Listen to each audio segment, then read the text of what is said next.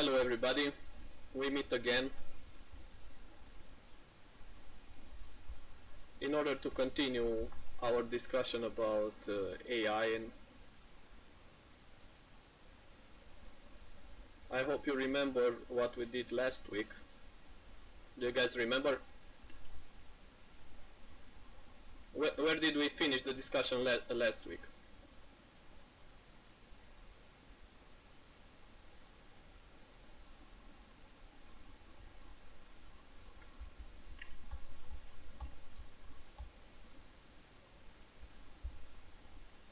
Somebody. Julian Goya, can you tell me?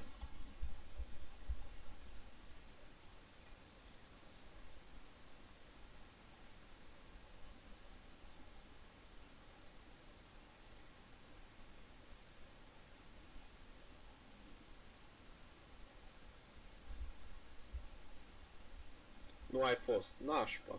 Ok. Ok, Alexandru. Search algorithms, right? So let's get back to that problems we talked about, right? Like the traveling salesman problem.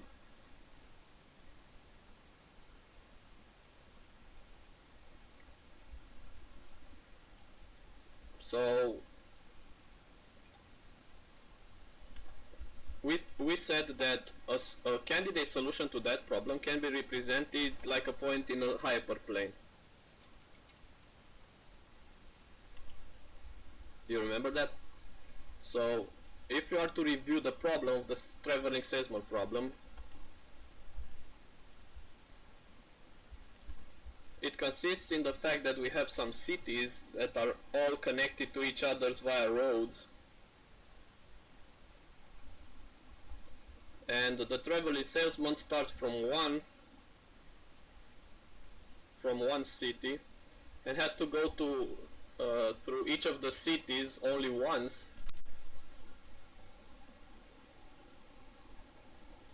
and he can do this in a multiple ways, and each way of these multiple ways is in fact a permutation of the cities, since all the cities are interconnected, right?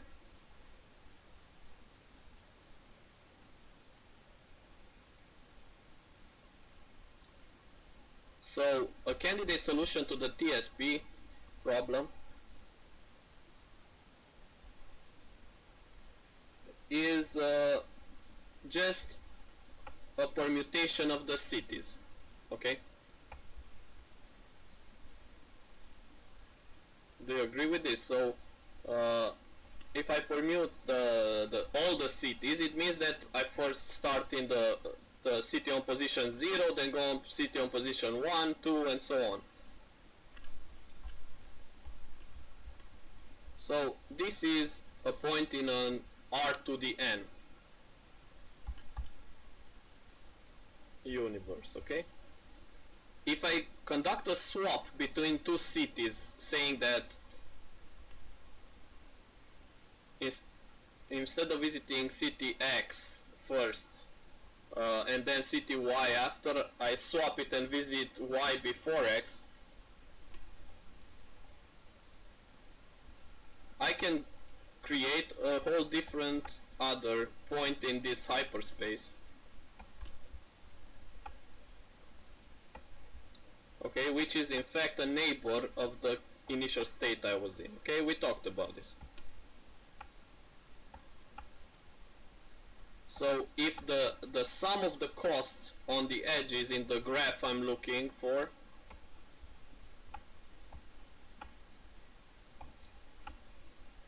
is the lowest, it means that we have a better solution to the problem if we go through that particular permutation of cities.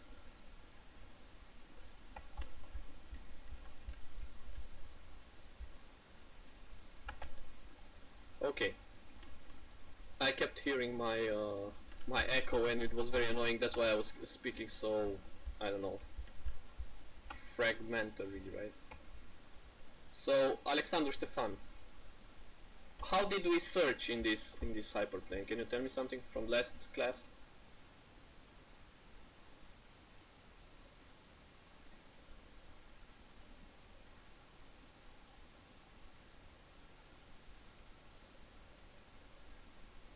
Andrada?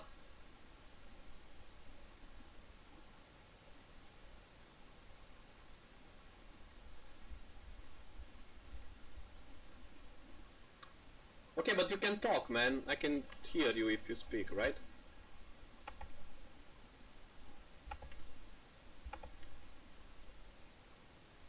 On Discord, okay? That's why we had the Discord, to be able to speak in vocally, you know? Okay. Somebody else, like Andrei?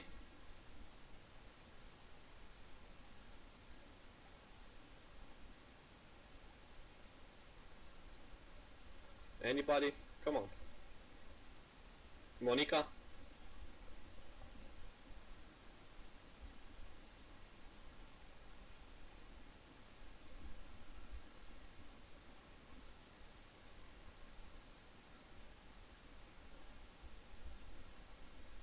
Alex Danilo, can you talk to me?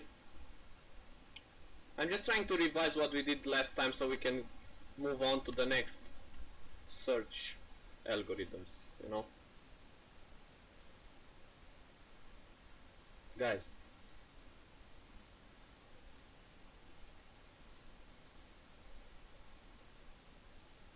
Andrada?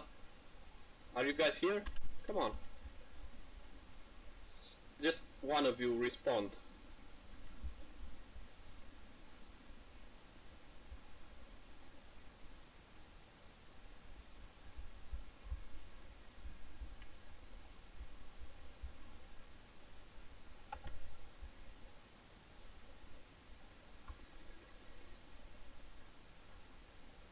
Yeah, I know, man, but come on, we did a Discord group so you can talk. Come on, why don't you talk?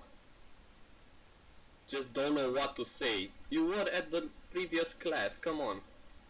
Anything. What were the methods that we used to search for better solution in this search space? It's not a hard question, you know.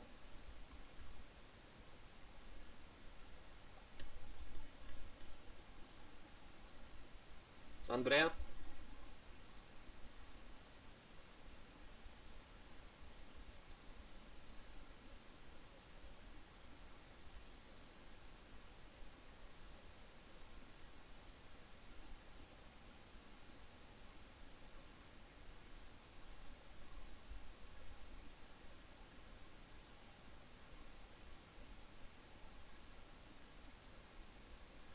What were the name of the algorithms that we used to search? The classical search algorithms that we talked about last course.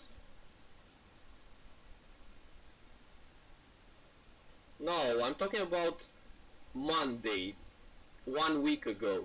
What did we talk about then? Of course, okay, breadth first search, depth first search. We talked about it, right? Thank you, Andrea. Okay, so what else? A star algorithm, right? So what was the idea? We talked about, do you remember about hill climbing? Who can tell me something about hill climbing?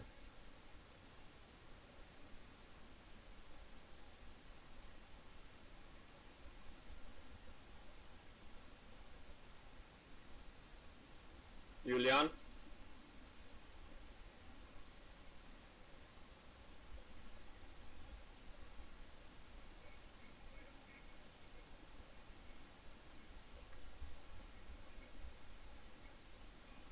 Okay, and the improvement for hill climbing was what? What was it called?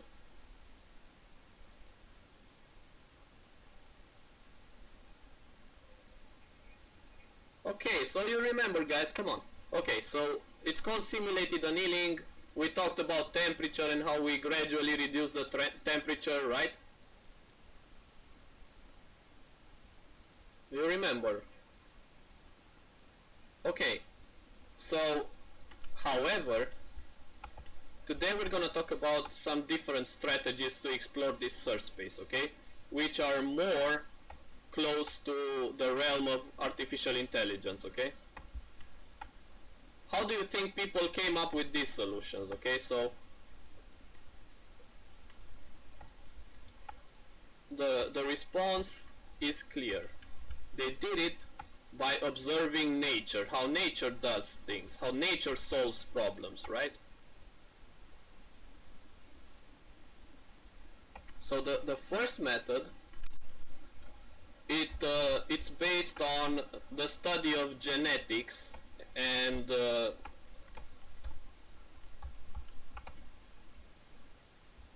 of hereditary transmission of characteristics.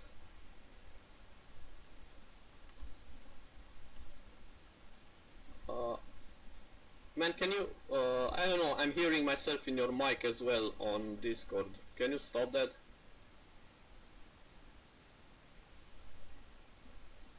Okay, thanks. Okay, so the first approach we're gonna use is called genetic algorithm, okay, or evolutionary algorithms. So we're gonna talk a little bit about the idea of a genetic algorithm at first. So who were the pioneers in genetic and the theory of the evolution of species? For example, in genetics, have you heard about a guy called Gregor Mendel? Do you know something about that name? What did he do, Andrea?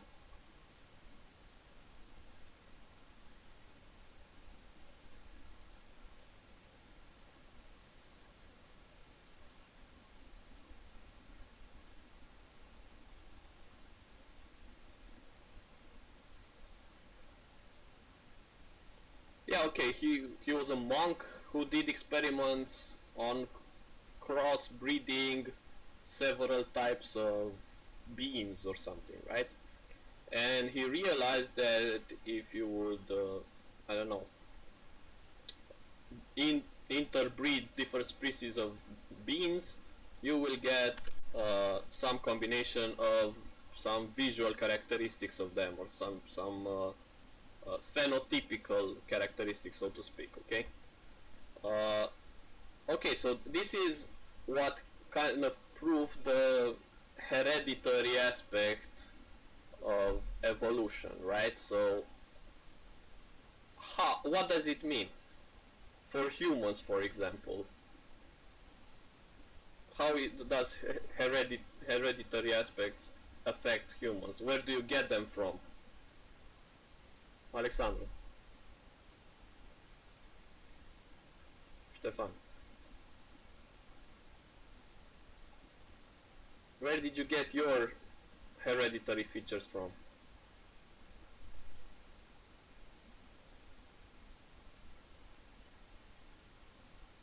Okay, how much was it coming from your father, how much from your mother?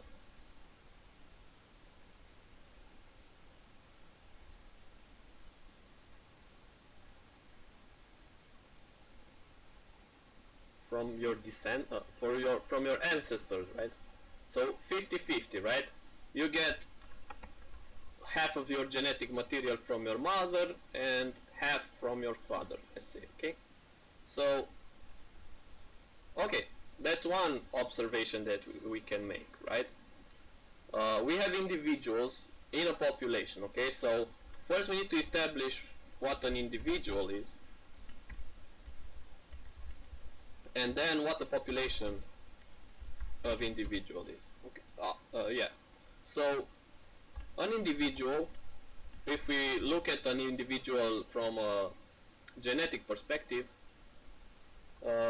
we are interested, in fact, in its chromosomes, right? So I can say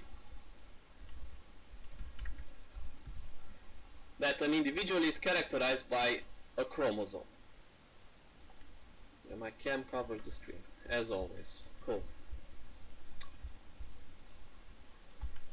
So where should I put it? I'm gonna put it here.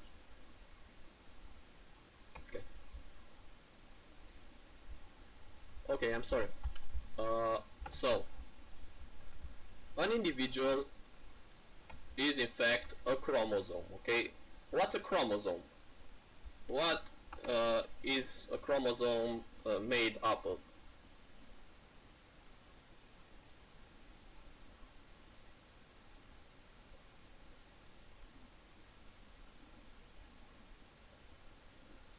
Hmm? Alex, Danila, can you tell me? Yeah, but what?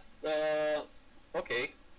So, but it's composed of what? Like, you know, like the RAM memory is made out of bytes. Then a chromosome is made up out of what?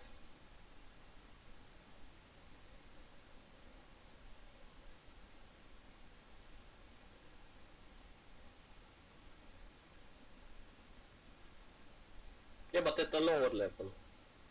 Made up of genes, right? Guys? You know, genes. So, in fact, we can model. So a chromosome is made up of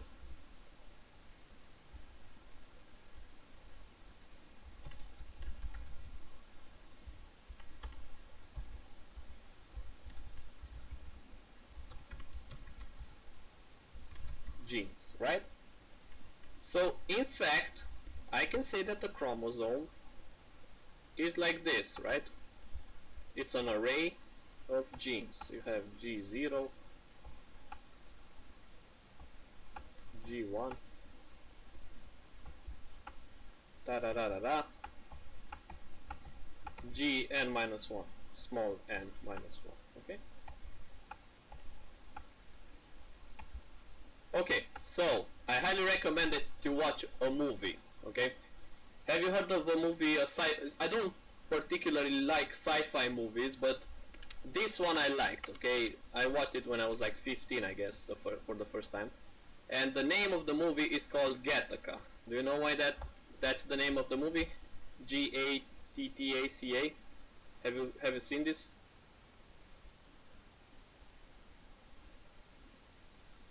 None of you?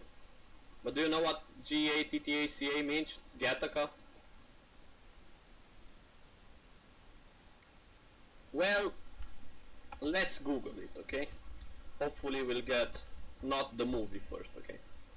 Okay, so this is the movie, it's from 1997. I highly recommend it. But let's see what it means, right?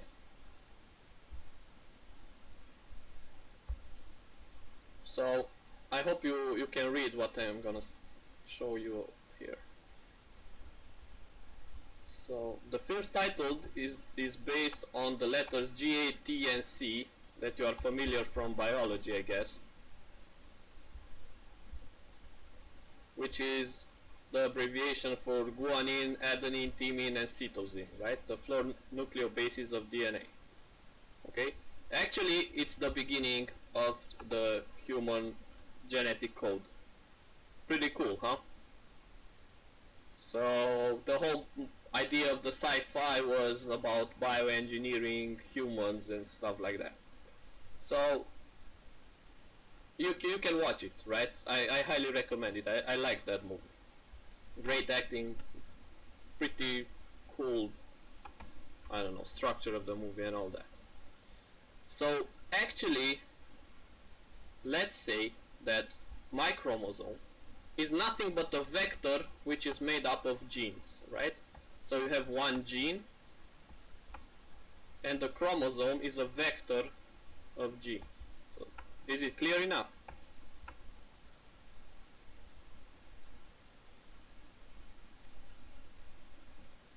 So everything is simple here, man.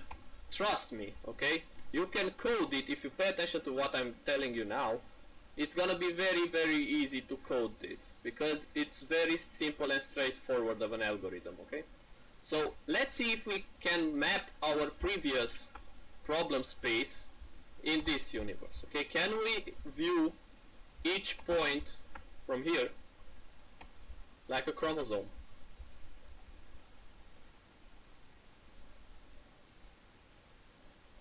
So our points were vectors of numbers. Chromosomes are vectors of genes. Can genes be numbers?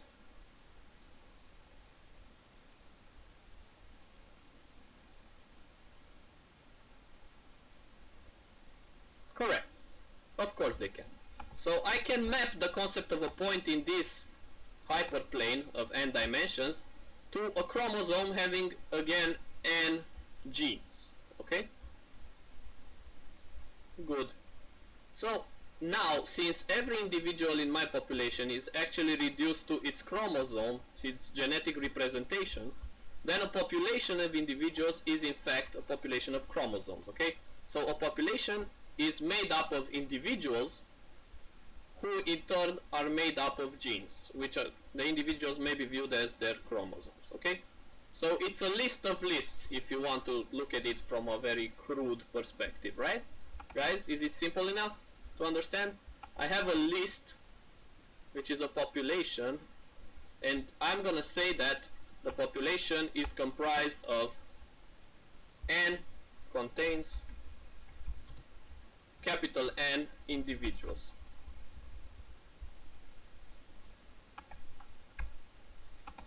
Good.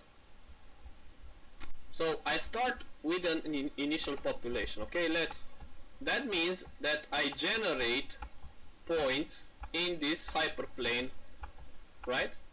In the search space for the solutions of my problem, right? It's the same problem I had the other course, but now we're gonna come up with a better, a more exotic way to find out the best solution. Okay, do you agree? So, okay, how does genetics work? How does it work? You have a population of individuals. Okay, let's say humans, animals, mammals, doesn't matter. Okay, what's the point of it all, you know? Well, you need to perpetuate the species, right? That's kind of life has to move forward. How do you achieve that?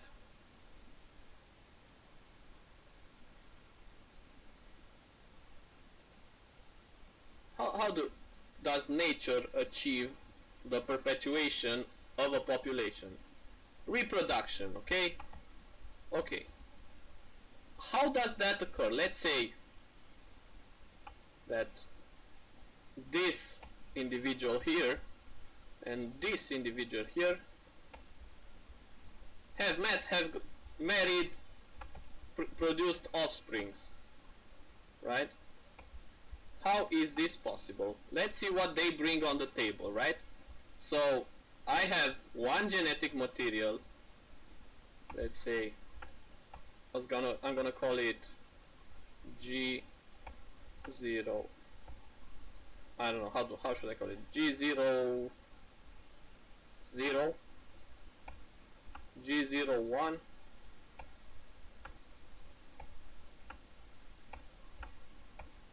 G. Let's say it has, I don't know, 3 characteristics. Okay, G01, G02. Okay, this is the one of the individuals that are gonna perform genetic recombination, and the other one has already, since they're members of the same species, they're gonna have the same number of genes in their chromosome. It's gonna be G01, G11,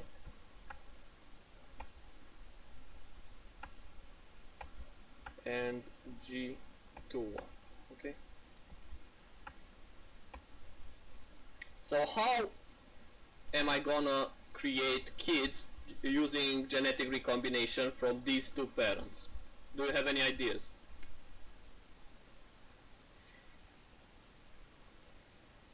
How many genes will the kids have? I'm sorry? One gene? Well, they're gonna have the same number of, exactly, as many as the parents, okay? So, good. The idea is that now I can create how many kids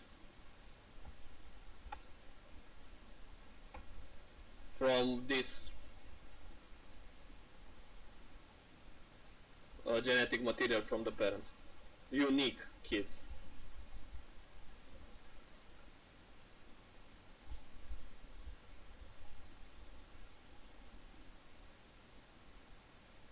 Andrada?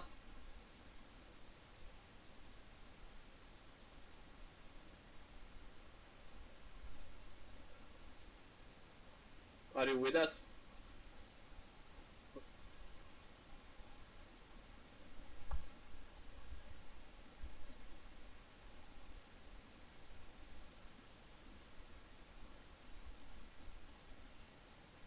So how does this really work, the genetic recombination? We need to take material from the mother and from the father and create new kids.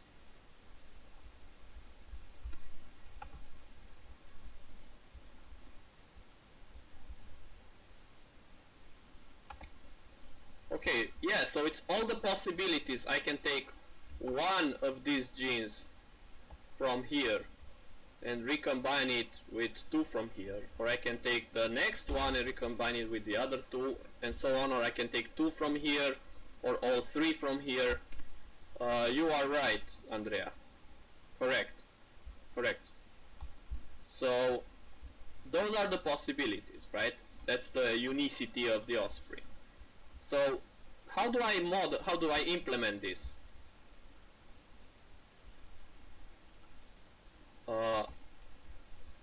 Usually, how do I implement it in the problem of TSP?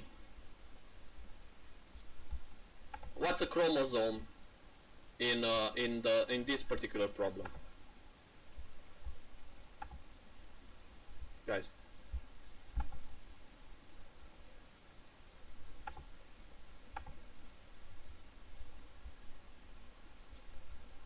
So what do I have inside of a chromosome? Let's say these are the orders in which the traveling salesman goes through 3 cities, right?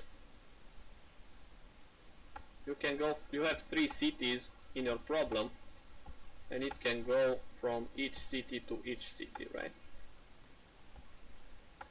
So you don't have many options, right? The problem isn't very hard for this particular case. But you still have plenty of options. It's the same options you get, right, from the problem, the permutations.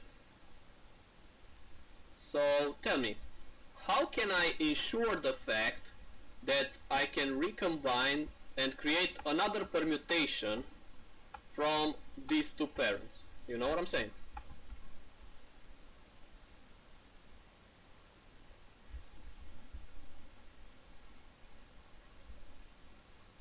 Andrea, do you have any ideas?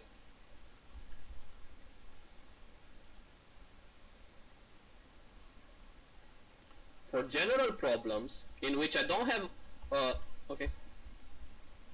okay, so if I have, for general problems which are not represented as permutations, okay, actually this traveling salesman problem is a little bit of a peculiar one, right, from the data representation point of view, because each point here is in fact a permutation of the same cities, okay? So in order to have a permutation, each of the city has to appear only once, okay? If I use the classical way of cutting the genetic material at one point, let's say, and taking part from the mother and combining it with the other part, the complementary part from the father, and getting an offspring, right? If I was to do this, I will lose the property that it's a permutation, right? Because if I have, let's say 1, 3, 2 here, and I have 2, 1, and 3 here, okay, which are valid permutations of 1, 2, 3. If I combine this, I get 1, 1, 3, which is not a valid permutation. Do you agree? So I have to take care of the case in which I have permutation, which is a bit of a tricky one. That's why we're not gonna take this as the first one, okay? But instead we're gonna take the simple representation, okay? So the simplest representation of a chromosome is, of course, since we're programmers, binary, okay? So for example, if I were to solve the problem of the knapsack problem. Do you know the knapsack problem? Have you tried to solve it, Daniel?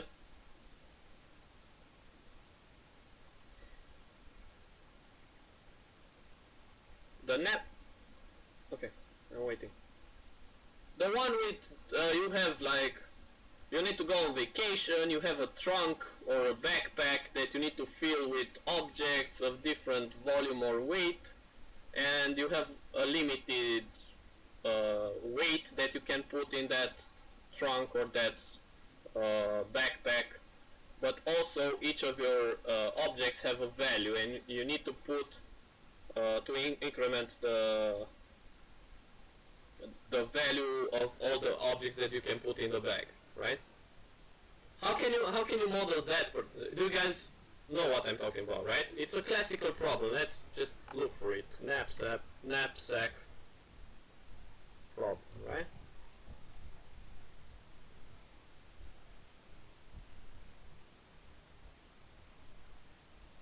Just read a little bit, okay? So you familiarize yourself with what is asked. Look at the image on the right if you don't follow the text, okay?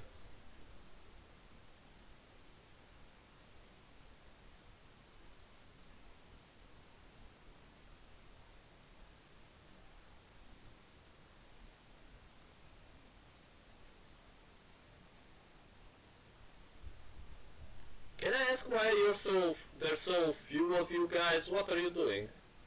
I mean, it's supposed to be the lecture, right? The course.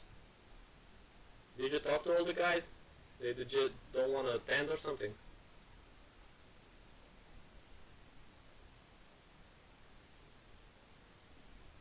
Yeah, okay. Okay, Andrea. Yeah, you solved it using the greedy approach, but now that's not what I'm asking.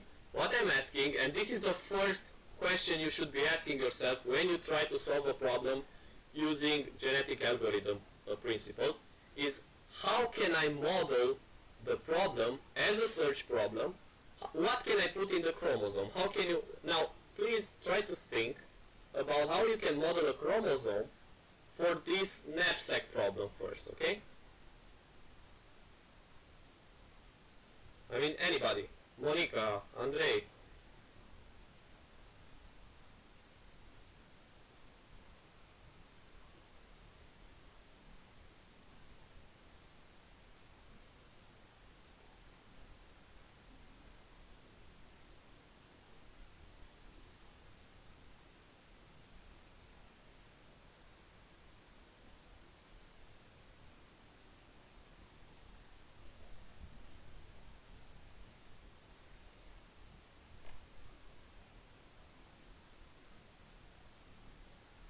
Daniel?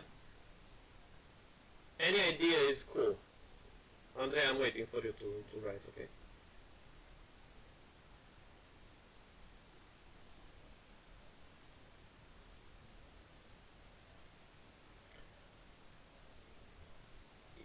Okay, but you need to model the problem, okay? How can you model it? What's a chromosome, you know?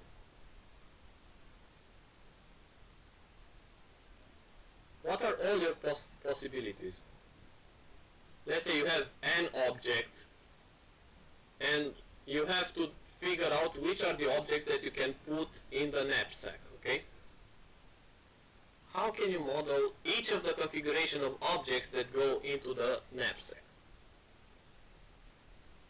Get it? You need to model the problem like I did here.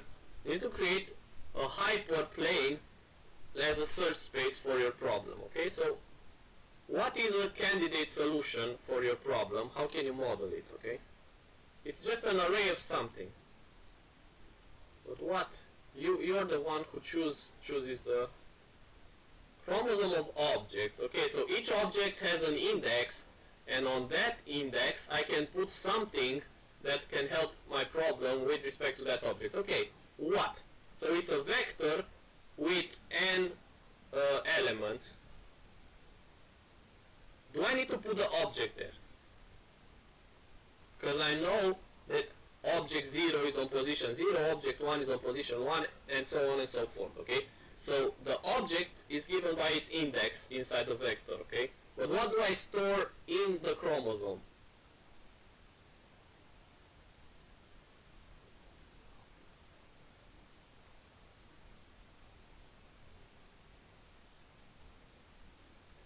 Alexander, you can continue with your idea if you want, because it's kind of cool, but weights. Why do I need to put the weights in?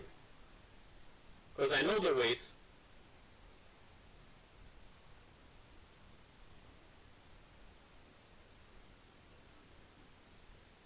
Daniel, what do you mean by that? I mean, I don't store the path. I mean, I'm just asking, how did I... Oh, man.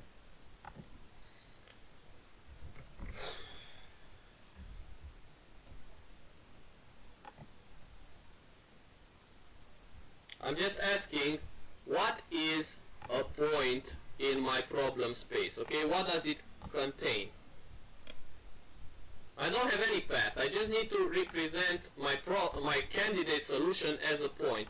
What am I gonna hold in that particular point? So I have n objects, let's say 0, 1, blah blah blah blah blah, and n minus 1. Okay. So what am I going to store for each object with respect, what's a candidate solution? Why? Why do I have to store the weight and the value? That's, if I know the code of the objects, I can go someplace else in the problem domain and find them. How are those relevant to representing the problem? They're not, okay? So, what should I put in the, thank you, good, congrats Alexandra. Cool. So, yes, if the object doesn't go into the, let's say object 0 doesn't go into the backpack, that means I'm going to put a 0. Then object 1 goes, object 2 goes, okay? And so on and so forth, okay? Do you agree with this? Does it make sense, guys? Good. So this is a binary representation of a chromosome, okay? So in some problems, it's all about you thinking about the problem and how can you translate it into a search space for candidate solutions, right? So in fact now, this is one, in case you were wondering. Each of the candidate solution means, okay, that I generate a random combination of n binary elements, which can be 0 or 1, yes? So I have 2 to the power n combination of those. How many possibilities do I have to generate binary chromosomes of n length?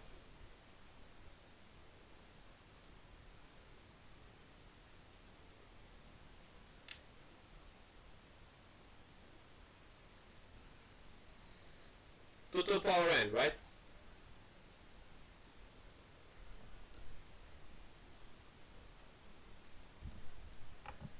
Okay. So let's see. If I take 2 such chromosomes, right? I take this one and this one.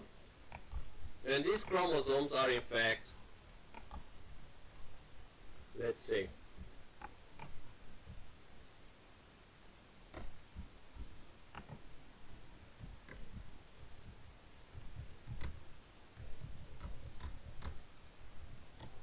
okay, this is one of them. How many bits do I have?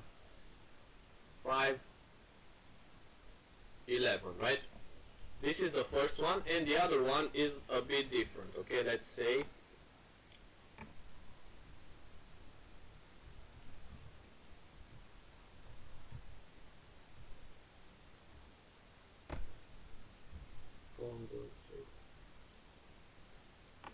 let's say it's this one. Okay. Okay, so the genetic material of the father is this one. Okay, these are his genes, and the mother, which is another totally different point, has this material. Okay, so this is the simplest representation. We switched problems, in case you missed this, from the TSP to a simpler problem with respect to its representation, namely the knapsack problem. Okay, so now I have binary chromosomes in which the information inside the genes of the chromosome is binary, meaning it's either a 0 or a 1. Now, for the purpose of the algorithm we're gonna implement, this is all we need, okay? Because we need to generate other combinations based on the rules of genetics, okay? And now, the simplest form of recombination is to use one simple cut point in this genetic material on both of the genetic material from the father and from the mother, okay? If you use a cut point, namely you specify which position you want to cut them in half on, in two, not in half. If you specify that this position is 0, 1, 2, 3 after the third element, then you get 4 regions, right? The left hand side of the mother, right hand side of the mother, the same for the father, right? And now you do what's called a genetic recombination, meaning that you take, let's say, this part from the mother with this part from the father, and you create life. Yay! A new child is born. Ta-da! It's not born, but its egg cell is born, let's say, okay? So what is the genetic material I get thus? So it's gonna be 0, 0, 0, 1 from the mom, but now combined with the rest from the father. Complementary, right? Complementary, my dear Watson. Okay. However, I could have obtained another unique combination, let's say, from here.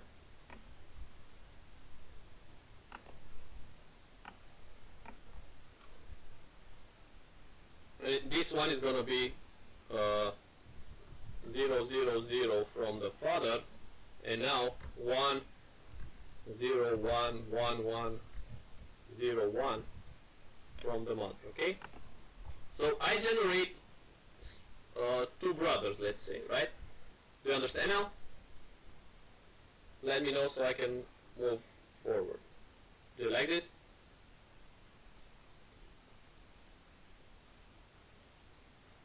Bogdan?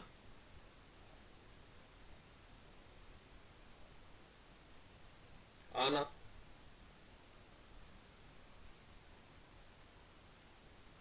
Say yes, 'cause I need to know.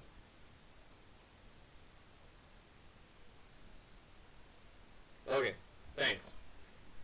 So, this is kind of easy, right? You just need to pick a number which is a valid position inside your chromosome representation, and you need to cut the genetic material from up until that point from the mother, from that point on, and also from the father. And you mix and match, right? And you get 2 new points in your hyperplane, right? I don't know, guys, what can I do about this?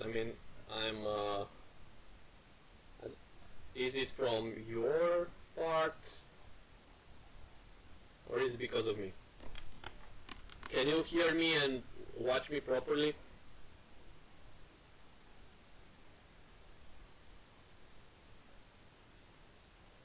Okay.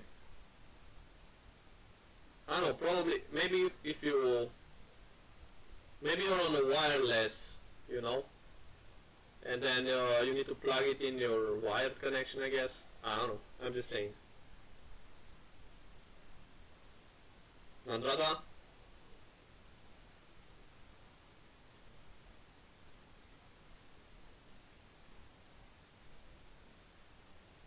Alright, okay, we're moving along, okay?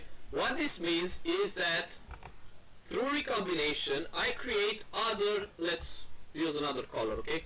I create other new points in my population, right? Let's say here, I'm just winging it, I don't know if they're exactly there, okay? But let's say that this guy, this newborn child, is a point that didn't exist, or it has a chance of not existing before in the population, just like every one of us, like a new hope, right? So now, going back, we said that we have a population of individuals which in fact are characterized genetically by their chromosomes, which in turn are comprised of genes which, as we can say in this particular representation, are binary numbers, are either 1 and 0s. Okay? From our point, from the genetic algorithm point, it doesn't really matter what problem you are trying to solve, okay? Because he doesn't know, the algorithm doesn't know that you're trying to solve the knapsack problem. He just knows that he's going to follow the nature's rules of recombination to select a cut point, split the material in half for both the parents, and boom, recombine the genetic material for new offspring, right? You should listen to the Offspring band if you haven't done so far, man. They're cool.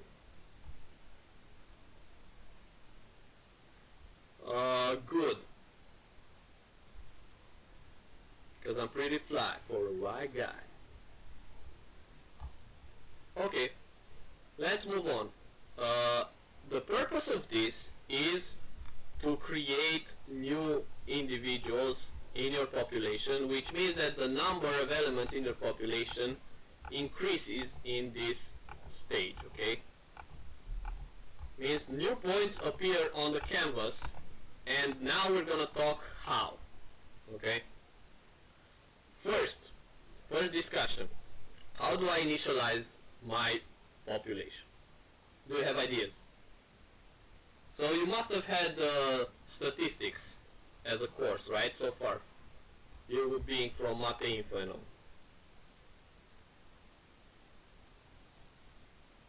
From a statistical perspective, guys, how is it better for me to generate the points within my whole search space? So this is the plane, the hyperplane in n dimensions in which I'm generating points. How should these points be with respect to that space?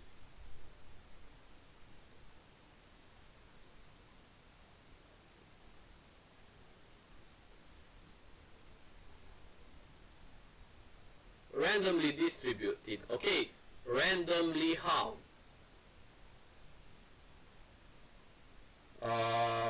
You mean, I guess, uniformly distributed, right? Correct. Okay, good answer.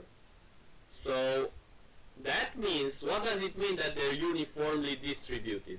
It means that I don't have some regions in which I have a lot of points, and then some other regions that have a low density of points. It means that if I'm taking, if whichever way I'm taking a rectangle and compute inside this plane, let's say, okay, or a region, not a rectangle, a region in this hyperplane, and I count the number of points generated in that region and divide it by the surface of that region, the number should be kind of equal all the time, regardless of the shape and size of the region. That means that the density of points, whichever way I'm taking it, is uniform with respect to the search plane. Correct? Do you agree with this? Andrea? Does it make sense?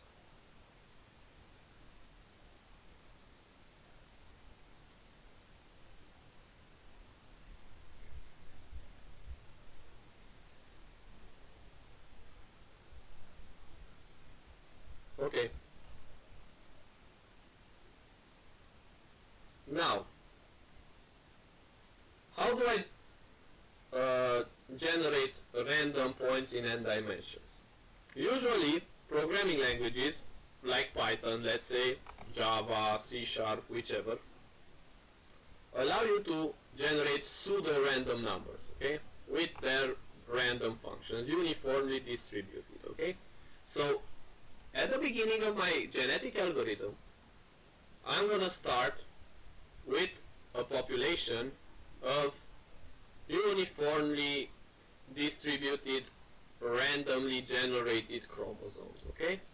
So, I'm gonna move to the next canvas. And let's say, for my problem, I'm gonna start with a generation of, I don't know, let's say 10 individuals, okay? So, I'm gonna randomly create numbers, binary sequences of elements of length 11, okay? So, don't stop me now. I'm having a good time, having a good time. Don't stop me now. Having a ball. So, 1, 2, 3, 4, 5, 6, 7, 8, 9, 10, 11. Okay, I will try to recreate a context, okay, at a very small scale of what the algorithm actually does, okay? So, that is why I'm gonna flip a little bits here and there.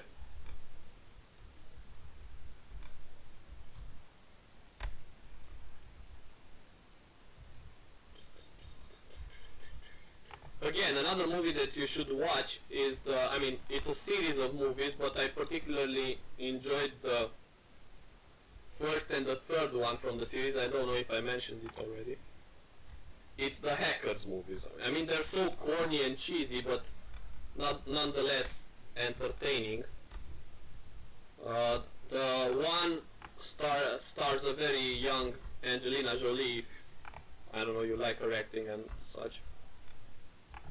And also the guy who plays Sherlock Holmes in the American version of, what's the name? Elementary, with Lucy Liu, the titular character who plays Sherlock Holmes.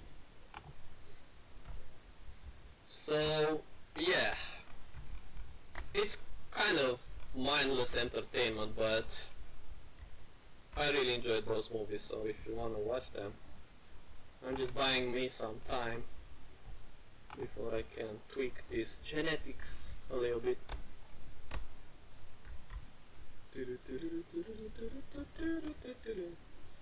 Let's put a null one as well. Let's put it like this, okay? And let's flip a few bits here and there. Let nature run its course. Okay.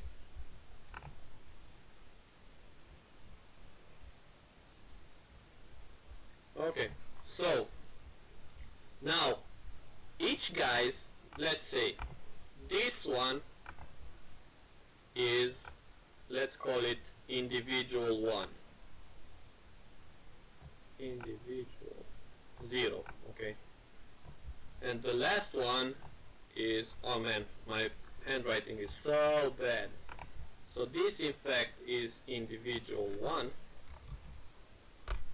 the first individual, and this one, how many individuals I have?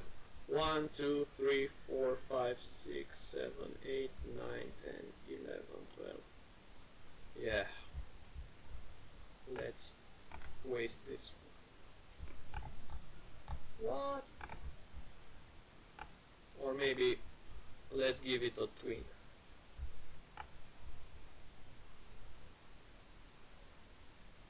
You know that the twins that occur from the same egg cell share the DNA, right? They're like homozygote twins. You knew that, right? So, good. I don't know, let's copy another one.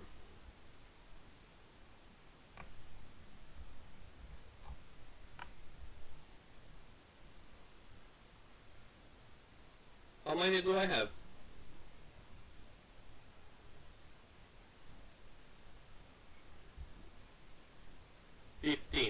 it's gonna be individual 14. Okay. So actually my population is nothing but an array of individuals, and each individual is an array of genes. Okay, is it simple enough for you guys? So it's an array of an arrays. That's the representation of my genetic algorithm population. Clear? Good. Simple, right? Elegant. Good. So first, the first step of the algorithm is to randomly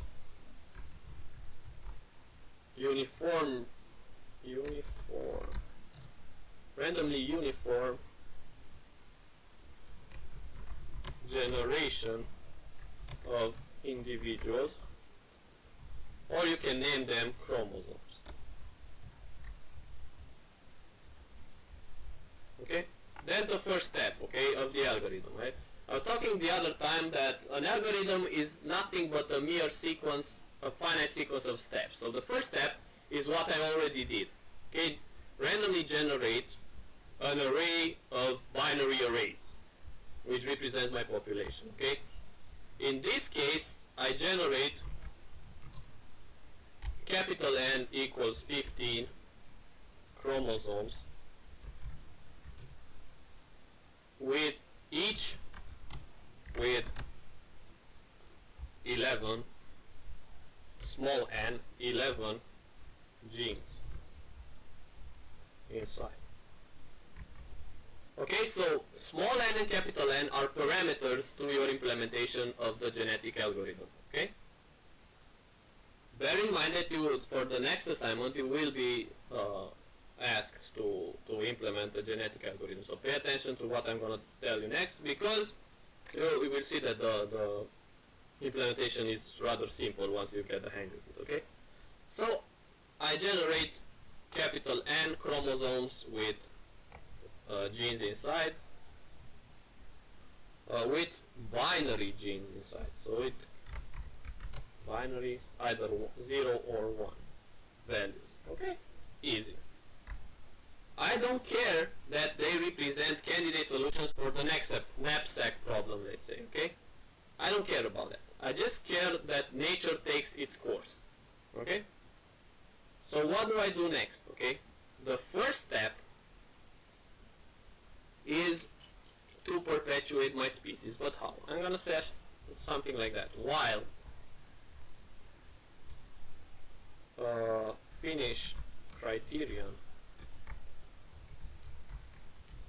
while some sort of a finish criterion is not met, okay, I will keep on rocking in the free world, right? So what am I gonna do? First I need to do the step of genetic recombination. Okay, I can do it in several ways. Okay, this is what we talked about. Okay, so in order to see what genetic recombination is, I'm gonna ask you guys, how do you think that thing happens in real life? What happens? You have a population, you have individuals, they create offspring. How many of the individuals from the initial populations reproduce? All of them? Some of them? A few? How do I choose the guys for reproduction? All valid questions, right?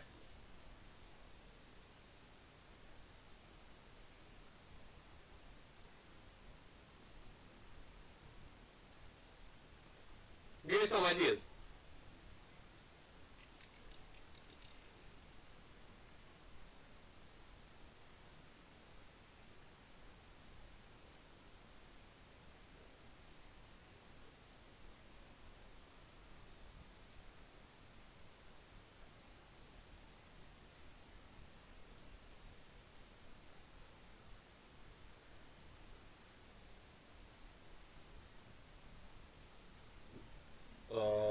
How do you figure that, Andrea? only the guys with the best genes get to reproduce, like for humans, for example. Only athletes reproduce. Well, they have less chance to survive, but I think that if they function properly, they have the same chance to reproduce, right?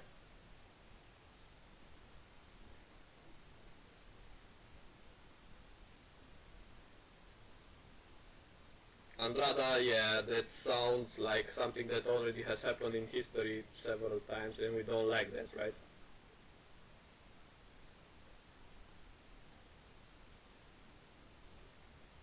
Okay, okay, true. So I'm okay with the with you saying that some people from the some individuals from the population reproduce. Okay, so yeah, how do I model that in my genetic recombination stage? Okay, let's try and see what this genetic recombination actually means, okay, from a coding perspective, from an algorithm. Okay, so let's say we pick for, I don't know,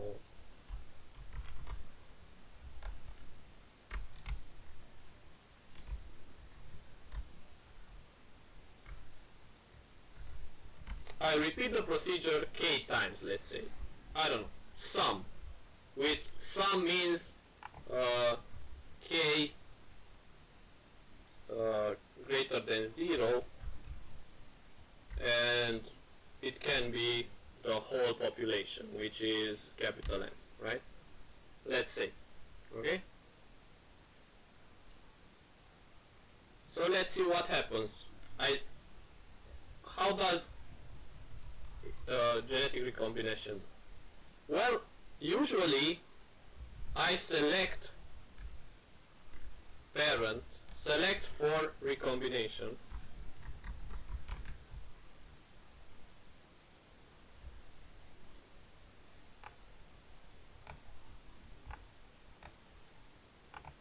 and then when you select for recombination, you choose like parent 0, and you use the same function. You're using the same function. You choose the second parent, okay? Parent 1. You call the same function, let's say.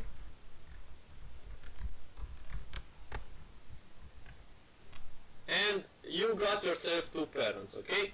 Then let's say that you generate offspring from the population. Okay, so you have child 0, child 1.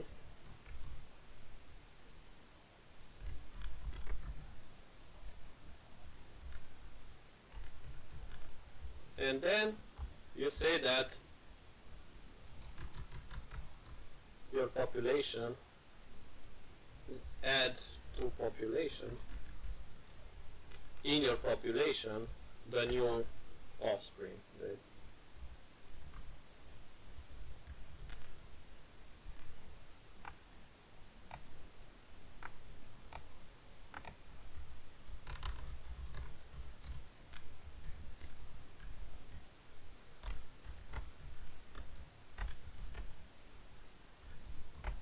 Does this look legit for you guys?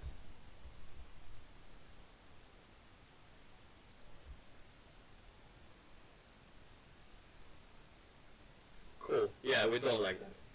But do you pick random parents? Well, do you pick your partners randomly?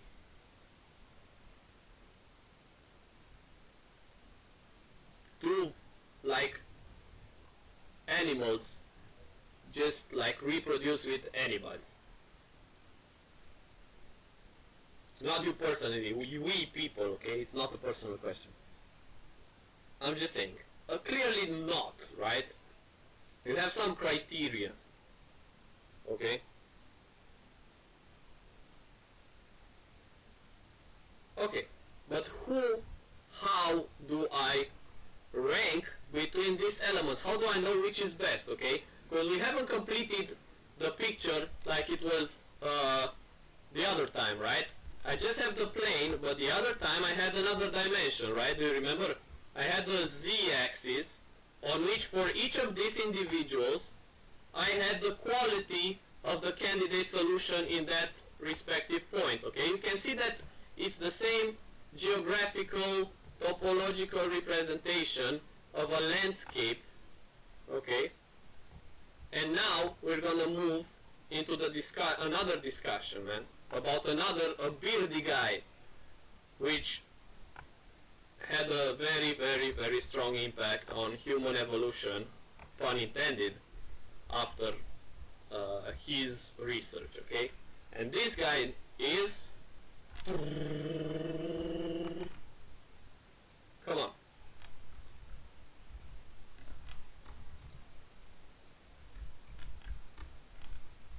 ta-da! Charles Darwin, right?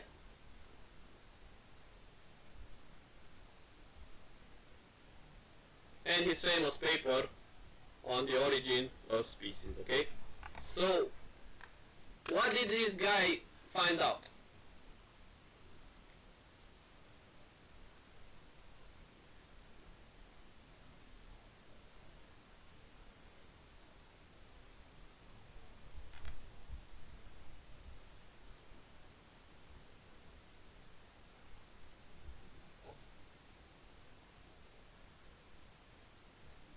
And what does evolutionary theory mean, in fact?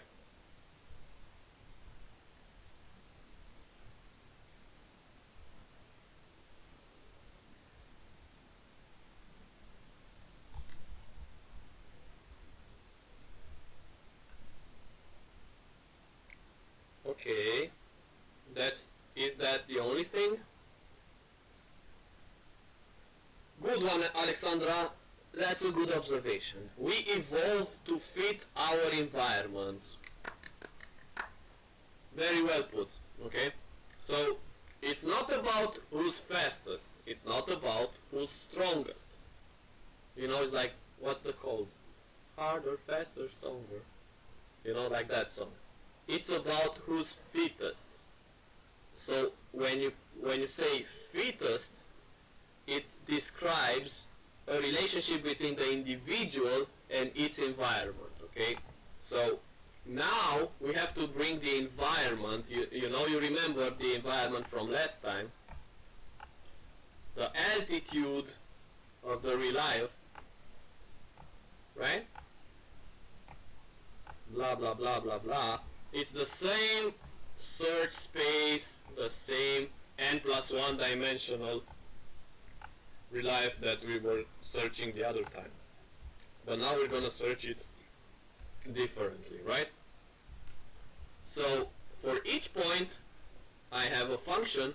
So if x is defined in r to the power n, like a chromosome, right? So actually a binary chromosome is 0, 1 to the power, is the set, yeah? You admit that, right? It's the set 0, 1 to the power n. That's what we have now. So I need a function f defined on r to the n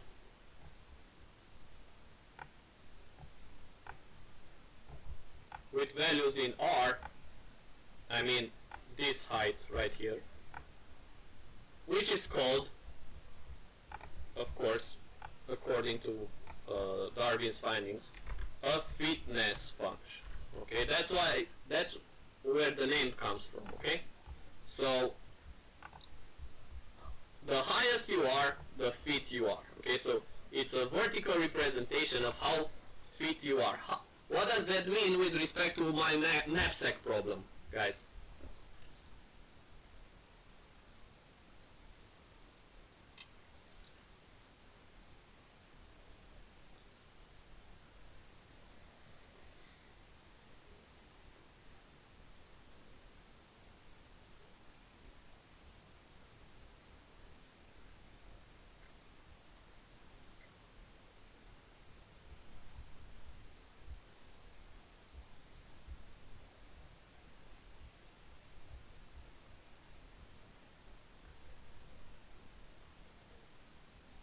well, weight plus value. Weight plus value. Why? Why? Why? Does the weight is the weight of the objects in the knapsack? Let's go back. Is the weight a criterion for fitness? What do I want to increase in this problem? The overall value of the things inside my knapsack. Okay, it's not a good example, but let's say you're like robbing a bank and you need to pick up which jewelry is most valuable, and so that you get the spoils, you know. I'm sorry for the illegal example, but I've been watching some movies lately and that's the example that sprung to mind. Do you guys know about the guys in that performed the London heist? I mean, that's the coolest story ever, man. You should look into that.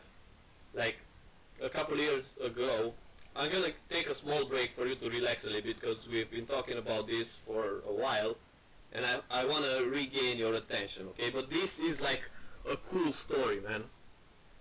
So, like, there was, let me see if I can find that news, man.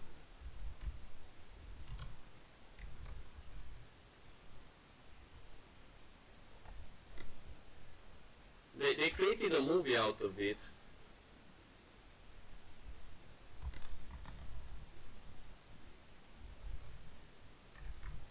But it's the best story ever. This is the one, I guess.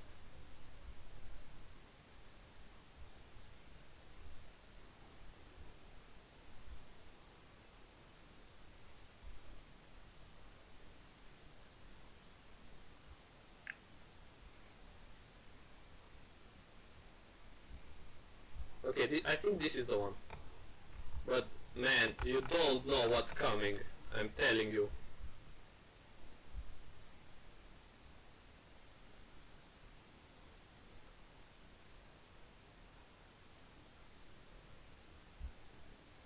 So the thing is that they broke into a safe deposit box or something from another building that was adjacent to that by drilling through the walls, and they perforated the walls and they went with, I don't know, the spoils were like, I don't know, look, 40 million pounds heist, okay? So at first the police said, Scotland Yard said there must be a crew with a particular set of skills and they have to be very athletic and so on and so forth, okay? But in the end, it was a bunch of 70 and 80 and 60-year-old ex-robbers, man. Like, the average age was like 60 something, and some of them had hip replacement and stuff like that, man. Like, it's the funniest thing. They were like old bank robbers who were just like very bored being retired and all, and they decided to pull one last heist. Like, man, it's, I don't know, I really like that story, I don't know. So, just look into it, guys. Like, man. Okay. So that, suffice to say that those guys were still fit despite their old age to, like, steal banks. Let's get back to what we were talking about, right? So, we were talking about how to perform recombination, right? And now you can see that it has something to do with the fitness of the individual, okay? So if I can come up with a fitness for my problem, then I create this relief in which I have to search, right? So I was asking you before, what would that fitness function be for the knapsack problem, okay? So again you said weight plus value, and I was asking whether the weight is that important, okay? Okay, the the sum of all the elements, the accumulated value of the elements. Okay, but how do you restrict or how do you penalize the fact that you exceed, you cannot put all, then if it was only the sum of all elements, the result of the problem would be, yeah, but how do you discern if you have exceeded the weight or not, okay? Because you cannot exceed the weight, you have some constraints in the problem, okay? So yeah, so the sum of all elements, okay. That would be cool, but that means that I put all the elements, which I cannot do because there are limitations to the weight. That's where the weight comes into the problem, and that's why it's not that easy to solve, right? So come on.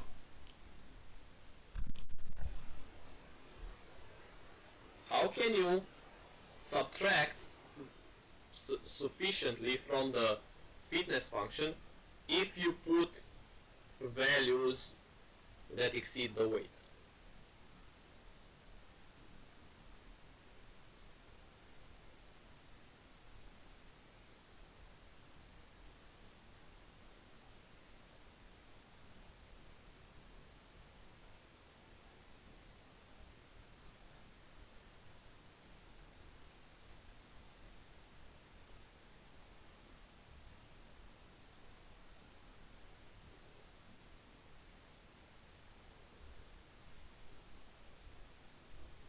Andrada, do you have any? Oh, okay, you're writing. Good.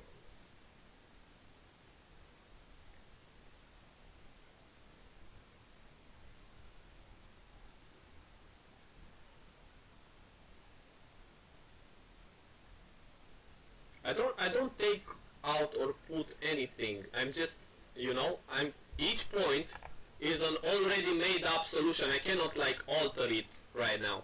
I'm just saying, having a candidate solution, how do I create a function based on that solution that cannot be changed, right? The 0 and 1s, they're already established.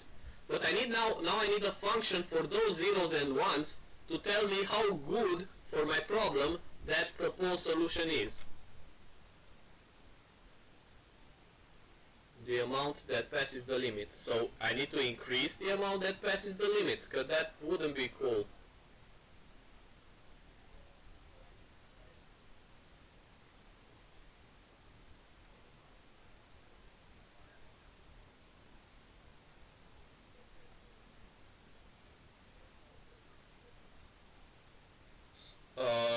From smallest or how it exceeds. How much it exceeds? If it's less or more than the limit?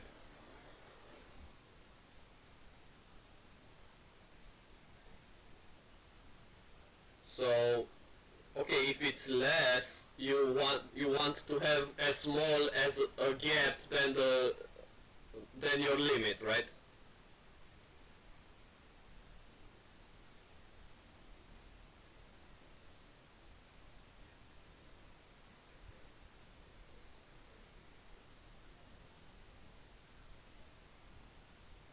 Okay, how about when it exceeds it?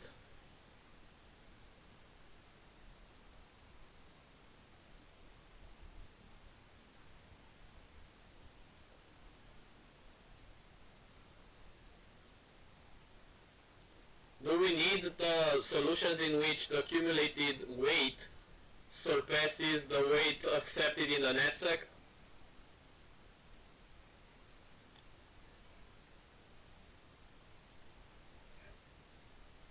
How? I mean, man, you're not putting the elements, you cannot put them all, because it will break, you lose all of them.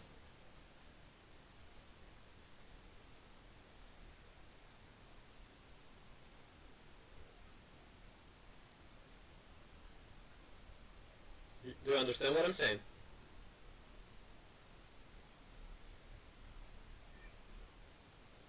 So actually, solutions in which I have, so the best solution should be the ones with the great, man, can you stop, like, oh man, I cannot hear my thoughts, like,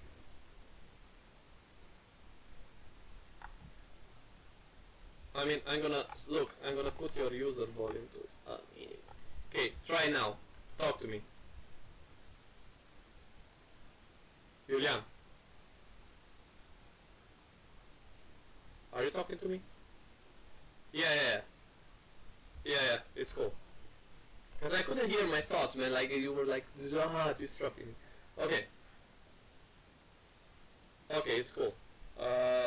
So what I was saying, like from the perspective of the problem as a fitness function, okay, yes, I need to maximize the sum of the values of the objects that are with 1 in the representation of the chromosome. Cool. But now, if the accumulated weight of those objects is smaller than the weight limit, okay, it must mean that I could have put more objects, right? That means, as you said, I should factor in the difference between the accumulated weight and the weight limit. Correct? Okay. So the smallest this discrepancy is, the best the solution is. It means I have I don't have much space to fill anymore with better solutions, right? So that's cool. But what if I get a good sum of values, but the weights exceed the limit of the weight, okay? That's not good. I need to take that into account, okay? So this is the art of finding the best fitness function, okay? It should be easily computable, and it should be very, plastic to the problem, okay? It should give you a great vision of what being fit means in that particular environment, okay? Because dinosaurs were fit before the comet. Then boom, came the comet, and they were too large for that new environment, the new environment condition. So there was a shift in the environment, boom, that means your fitness in the new environment is a function of the new environment, right? So now we are building this environment we're talking about by modeling the fitness function for the requirements of the problem. What if I was to put the sum of weights over the discrepancy between the accumulated weight, the sum of values over the difference between the limit for weight minus the sum of weights if the sum of weights is smaller than the limit. And then I need to figure out to penalize drastically if the weight exceeds the limit. That means I'm giving a negative score if it doesn't matter, if the weight exceeds the limit, okay? And then I'm giving this sum of values over the difference between the weight limit and the sum of weights as a measure if you don't surpass the weight limit. How about that?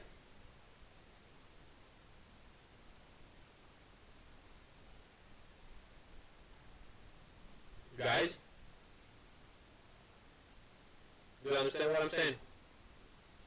So, hear me out, okay? This is how we think about it. We take the problem, then we try to model the candidate solution as a chromosome, okay? Once we've done that, we need to figure out the fitness function for each chromosome based on the requirements of the problem, like we did now. It wasn't enough to just add the values. Do you agree now? If I was to take that function as a fitness function, it would have given me a completely different landscape than this one, so the real life changes. So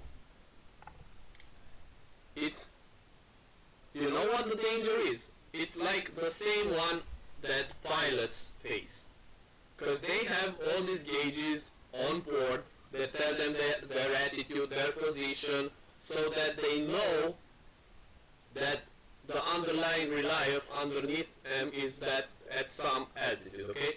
And of course you've seen in movies when these gauges don't work properly, they think that they're at a higher altitude, and in fact they're lower, and then boom, there's a mountain in front of them and there's nothing that they can do about it, right? Okay? So not a cool scenario. That's what happens if we find a bad fitness function that doesn't model the problem properly, because we think that the problem has this aspect, like this 3D version of the relief, but the actual relief of the problem doesn't give you the same fitness, okay? So you look at the results have a good fitness value, but when you look at the result from the perspective of the problem, you say, what's going on? This doesn't solve my problem, it just solves finding the best fitted element from my relief, which is a bad relief for the problem. Do you understand?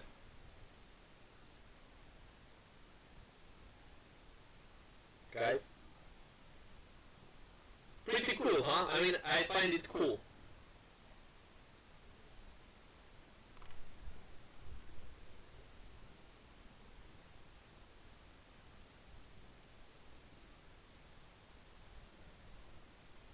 Indeed. Thank you, Andrea. That's, guys, look at what Andrea said. Yes, yes. So, if you put the second one, I mean, let me,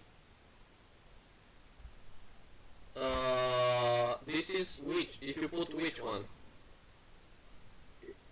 So, 2 and 3, okay, on the first one, was it like 100 instead of 010? Because, right? Because this one would have fitness too. Yeah, but this one you said 010, so it should be 100, right? Because you put the first object, which is here. Yeah, it's cool. Okay, indeed, correct. Do you agree, Andrea? So this is exactly what I'm talking about. Yes.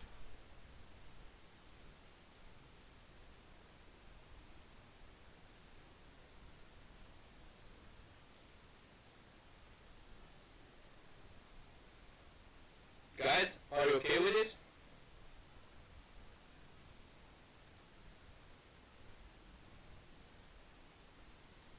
Okay.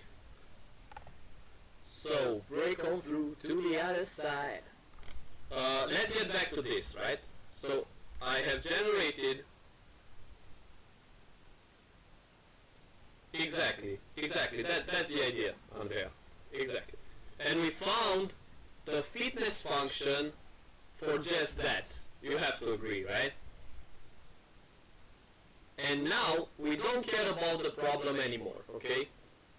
So guys, up until now we did the part that was specific to the problem, in which we needed to understand what the problem meant, to model the candidate solution as a chromosome, and to give it a fitness function. Once I've done that, me and the problem are separated now, okay? Because the genetic algorithm doesn't really care about the problem if it has a representation for the candidate solutions of the problems, and it has a representation for its fitness function, okay? Because, look, he created all this relief. Now, it's the same problem we had the other time, but we solved it differently, right? We solved it with hill climbing, and simulated annealing and so on, and now we come up with another solution for the same problem of finding the global optimum for the greatest height, so to speak, the Himalayas.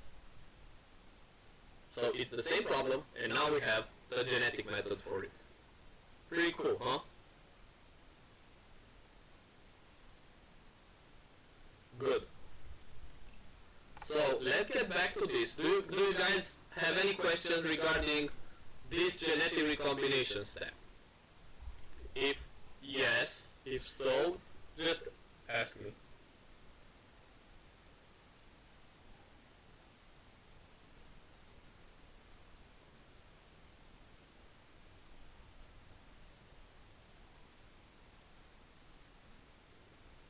So K can be like n or capital N or small n, a parameter that you can set and you can juggle with for algorithm, right?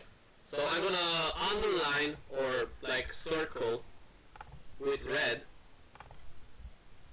the elements that will be the parameters of your algorithm, okay? So you have this one, and also this one so far, okay? Let's say, okay? It can be a percentage of the population, right? The recombination rate, how much of the population recombines, okay? Correct?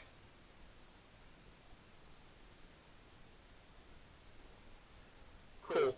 So it's easy, right? So first, I generate randomly a uniform generation of individuals. Done that. I have now 15 chromosomes with 11 binary genes. Blah blah blah blah blah. And now, once I repeat the same pattern over and over again, thus trying to simulate the evolution in time of this population. Okay. And the first step is genetic recombination. Now, we were left here on this question. How do I select my parents for recombination? Okay? So, in order to find solutions for these particular problems we're facing now, we need to look back in history, of course, okay? So, you guys all know, I don't like it, okay? I don't like that movie, but everybody has seen 300, right? 300. The one with Leonidas. Right? You've seen it. So I'm a great fan of mythology and of ancient times and stuff like that, so that's why I cannot enjoy that movie. It pisses me off. I mean, like, the piercings on that guy, like, no, man. I don't like one bit of it, okay?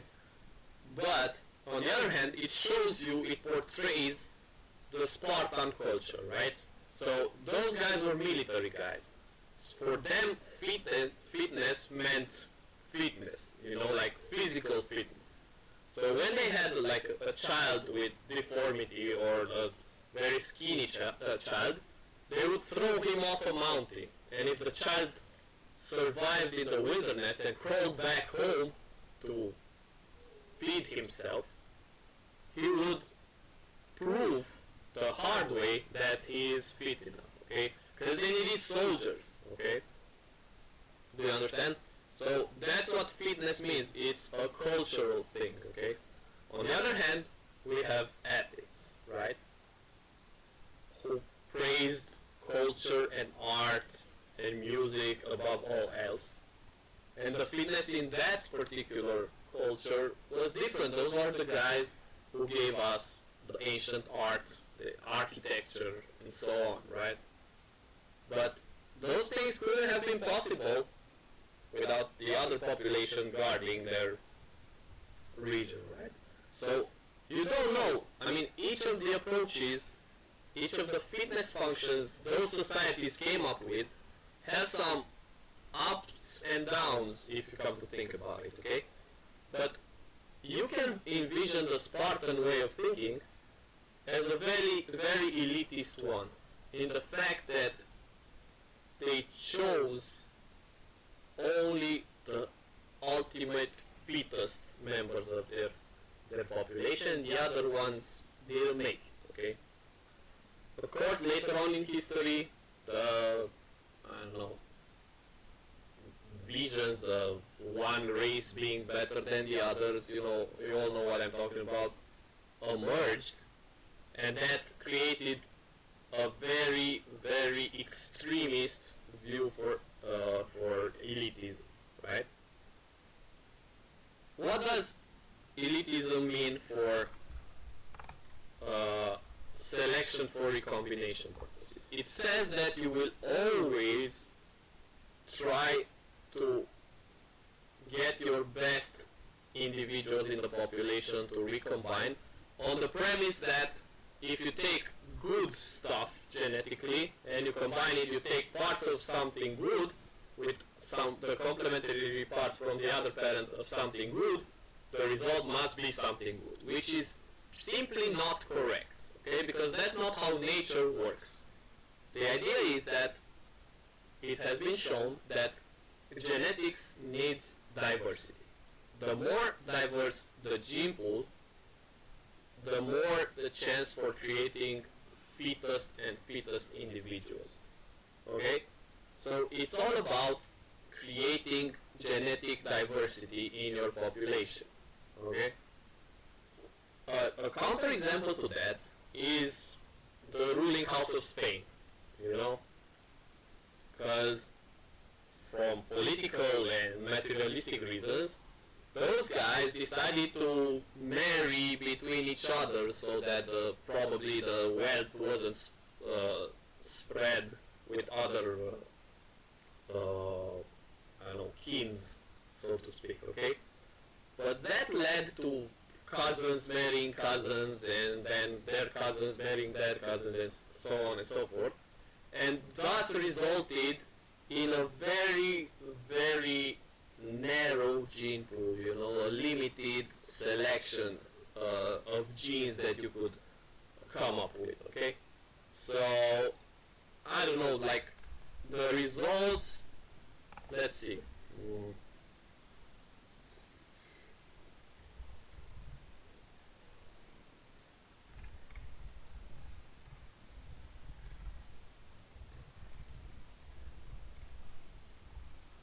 Let's see if I can find a... Yeah, so the results were like this, okay?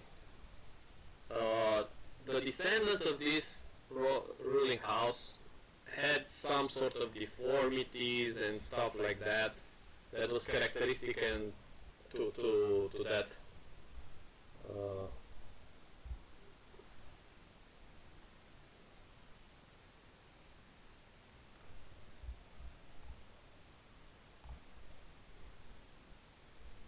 okay, so this is exactly an article on just that, right?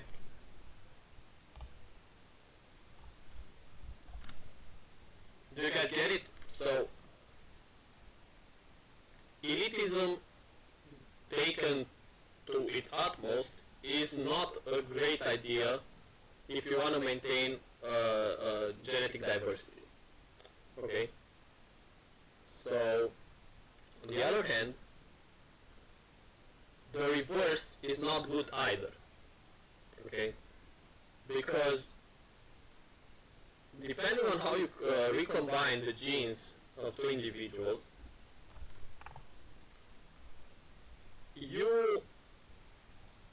let's look at it from this perspective. You take this recombination technique in which you cut with one cut point, okay? So the idea is that even if you have one of the parents, okay, or maybe both of the parents, mediocre, right? They don't have to be like on the low part, you know. The recombination of some part from the father and some part from the mother can create a very fit individual from not very unfit, but mediocrely fit individuals, okay? Or you can take some alpha male kind of, alpha person kind of individual, recombine it with a regular individual, and you can increase the strength of the individual. Or you can take two very, very fit individuals, recombine them, and get a person or an entity with an average fitness. Okay, do you understand? So it's a gamble.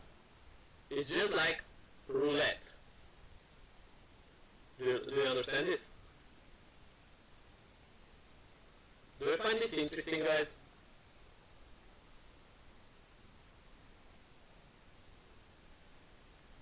Okay, so do I, okay? Because, I mean, I'm kind of a noob when it comes to actual genetics, but my sister, she is teaching in the biology faculty, so that's her area of expertise, so she always laughs at me when I tell her what I know about genetics, okay?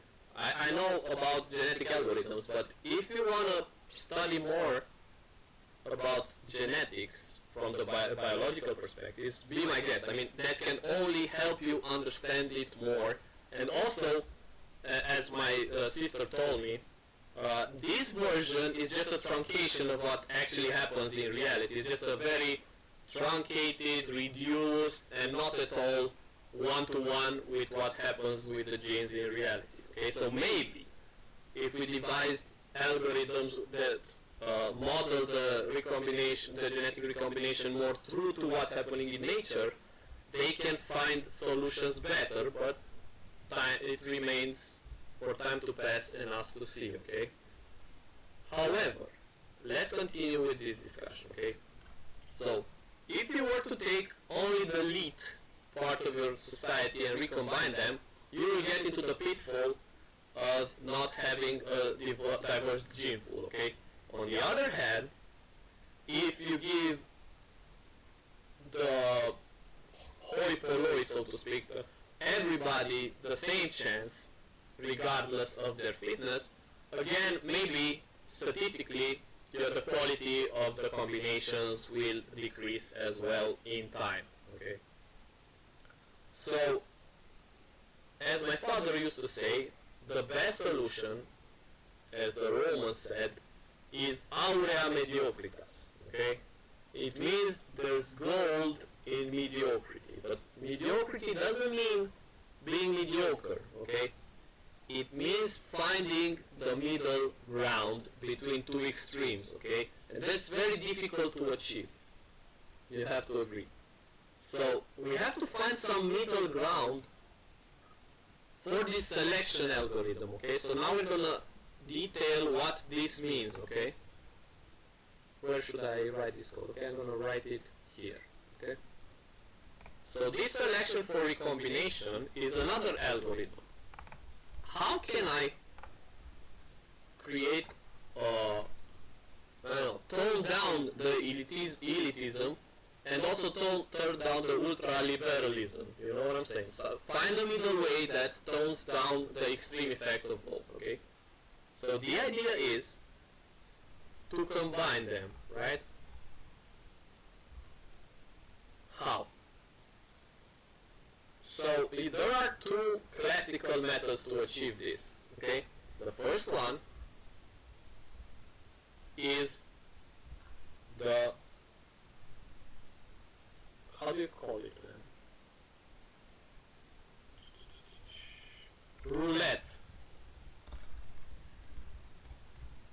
method, okay? I'm not going to implement it, I'm just going to tell you what it is. And on the other hand, you have the tournament method, okay, or tournir.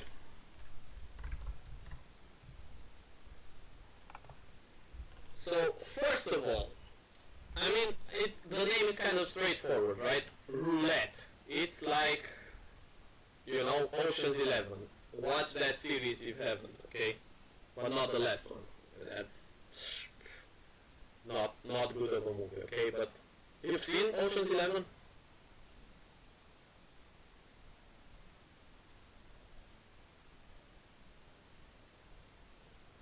Well, okay. If you haven't, you should, okay? So, what's the stuff with the roulette? Well, let's say that I can do this. I can model. Let me create another canvas, okay?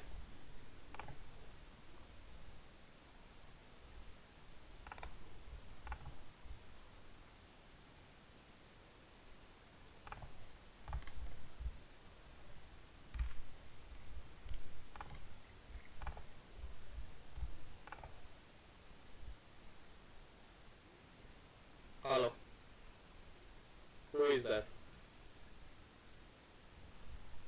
So, okay, let's say we have all the population painted on a big spinning wheel, okay? And now, each individual has a cut of this pie according to its fitness, or proportional to its fitness.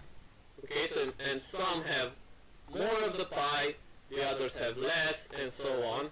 So each slice represents one individual, and the length of the slice is proportional to how much its fitness is from the cumulative sum of all the fitnesses, right? Guys? Do you agree? So now I'm doing the spinning game, right? So I twirl, I create a movement, a circular movement for this wheel. Each point on the wheel, if the wheel is not tampered with and it's correctly calibrated, each point on the circumference of the circle has the same chance of ending up here, right? Do you guys agree?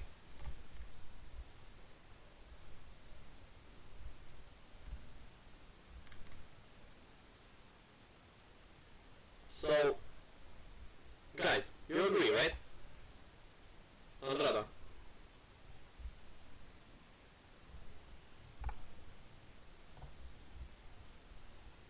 Good.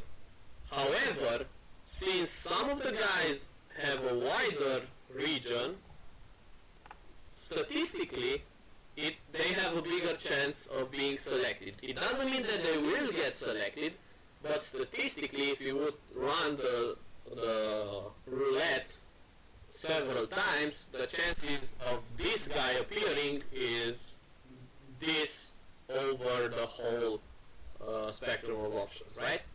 Do you guys get this?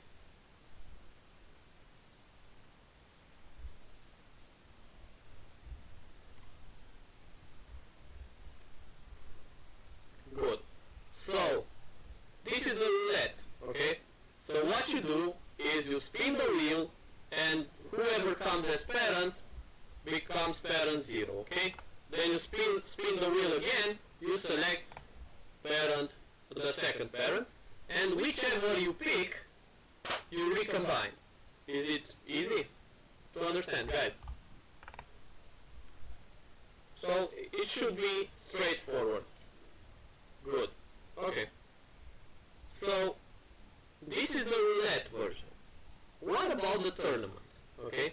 So to understand the tournament, this is very classical. Okay, because it goes like this. Okay, that let's say that your fairy tale princess wants to marry her beloved one. Okay, so she sends her liege to find those guys, the best guys that they can ever find. Like, she's elitist, clearly. She's a princess, right? She wants to become the queen. So, clearly she's elitist. But these guys go into the realm, and it's a games day. You know, like, the alpha males are not on the streets, they're up in the taverns, and they're nowhere to be found because there's El Clasico playing on. Okay, so they have to resume themselves to just like picking the best out of the guys remaining in the streets. Okay, you understand? So the idea of the tournament is that if you were to consider this entire population, you just need to create a tournament from the population, which means you take a sample from the population. Okay, does this term ring a bell? A sample? Did you notice this term before? Where?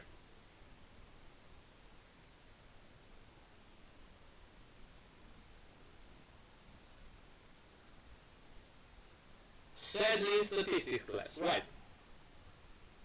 So, what you do is you take, let's say T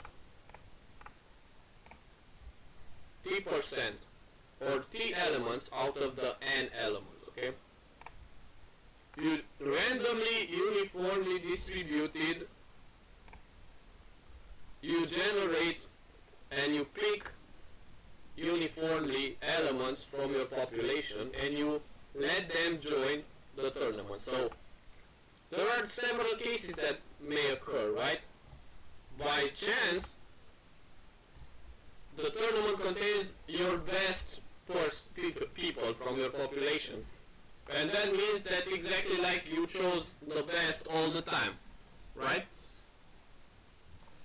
Or the lowest, the unfitted persons from the population join the tournament, and then you pick the fittest out of the lowly fitted, okay? We have a term in Romanian for that. It's called cel mai bun din curtea școlii, right? So you will never be a footballer at the national level, but at least you still remember that in 5th grade up until 8th grade you were cel mai bun din curtea școlii, right? So that's the principle of tournament selection. You take random individuals, so you take T random individuals out of an N population, you let them fight, you take the best out of those, and that's the guy the princess is gonna marry. Does it make sense?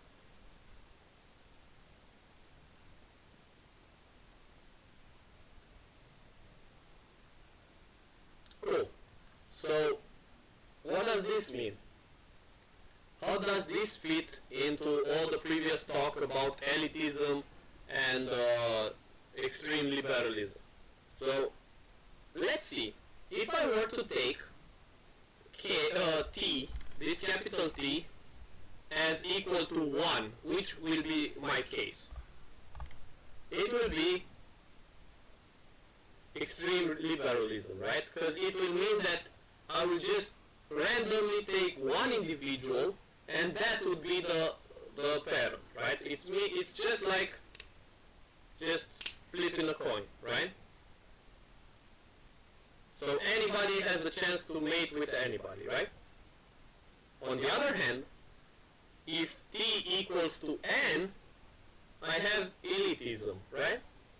Because now the tournament is the entire population, which means if I pick the best out of the tournament, I pick the best out of the entire population, which is the case of always picking the elites, right? And now you can see where I'm going with this. Like if T is neither 1 or N, and it's somewhere in between, I can juggle, I can create a balance between elitism and this extreme liberalism, so to speak, right? Do you agree with this? So I run my algorithm, something doesn't add up, and then I change the value of T to something bigger if I want it to be more liberal, or to something bigger if I want to be more elitist, or something smaller if I want to be more liberal, right? Pretty cool, huh? So I have a weapon now for fine-tuning my algorithm. Good. Now let's see what this fine-tuning means, because it's gonna be awesome, guys. Just bear with me, okay? So I have this landscape of individuals, right? If I look at the code, I'm bringing more individuals to the population, so you can see them with red here. So what happens after, okay? But first of all, let's see what happens if I take two parents which are very close to each other, okay? Where will the children be in this general landscape, okay? So let's say if I take this example, okay? I only have 2 genes in my chromosomes, okay? So the points are, in fact, X0, Y0, and X1, Y1, right? So the kids will be X0, the 2 possible choices, right? X0, Y1 and X1, Y0, right? Where are these points located if I'm talking about a Cartesian representation of points? They would be the other points of this rectangle. Do you understand? Do you agree with this? So this will be, let's say, this one, and this will be this one. Okay, so let's say in an n-dimensional world, if I were to take these guys and recombine each other, these guys which are very located very near one another, their kids will be here and here, right? Okay, so if I took, let's say, one dude from here, regardless the fact that his fitness is kind of weak, and recombine it with one from here, the kids will be somewhere, one here and one here, okay, rather far away, okay? If I were to take some dude from over here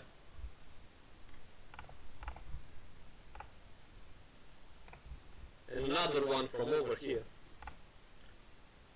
because I can do that, okay? The choosing of the parents, it has nothing to do with their location on this plane, it has something to do with their fitness, right? So I take this and look at me, okay? I boldly go where no man has gone before, right? Star Trek, watch it, man. Seriously. I know I've said it already, but come on, man, you need to catch up on some movie watching. Okay, so you need to understand this. I have exploration versus exploitation.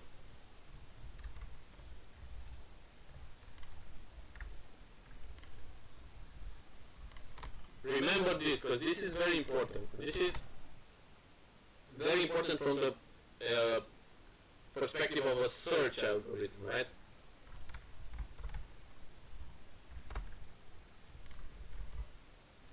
Okay, I'm gonna bold it up, man, so you understand how important it is, okay?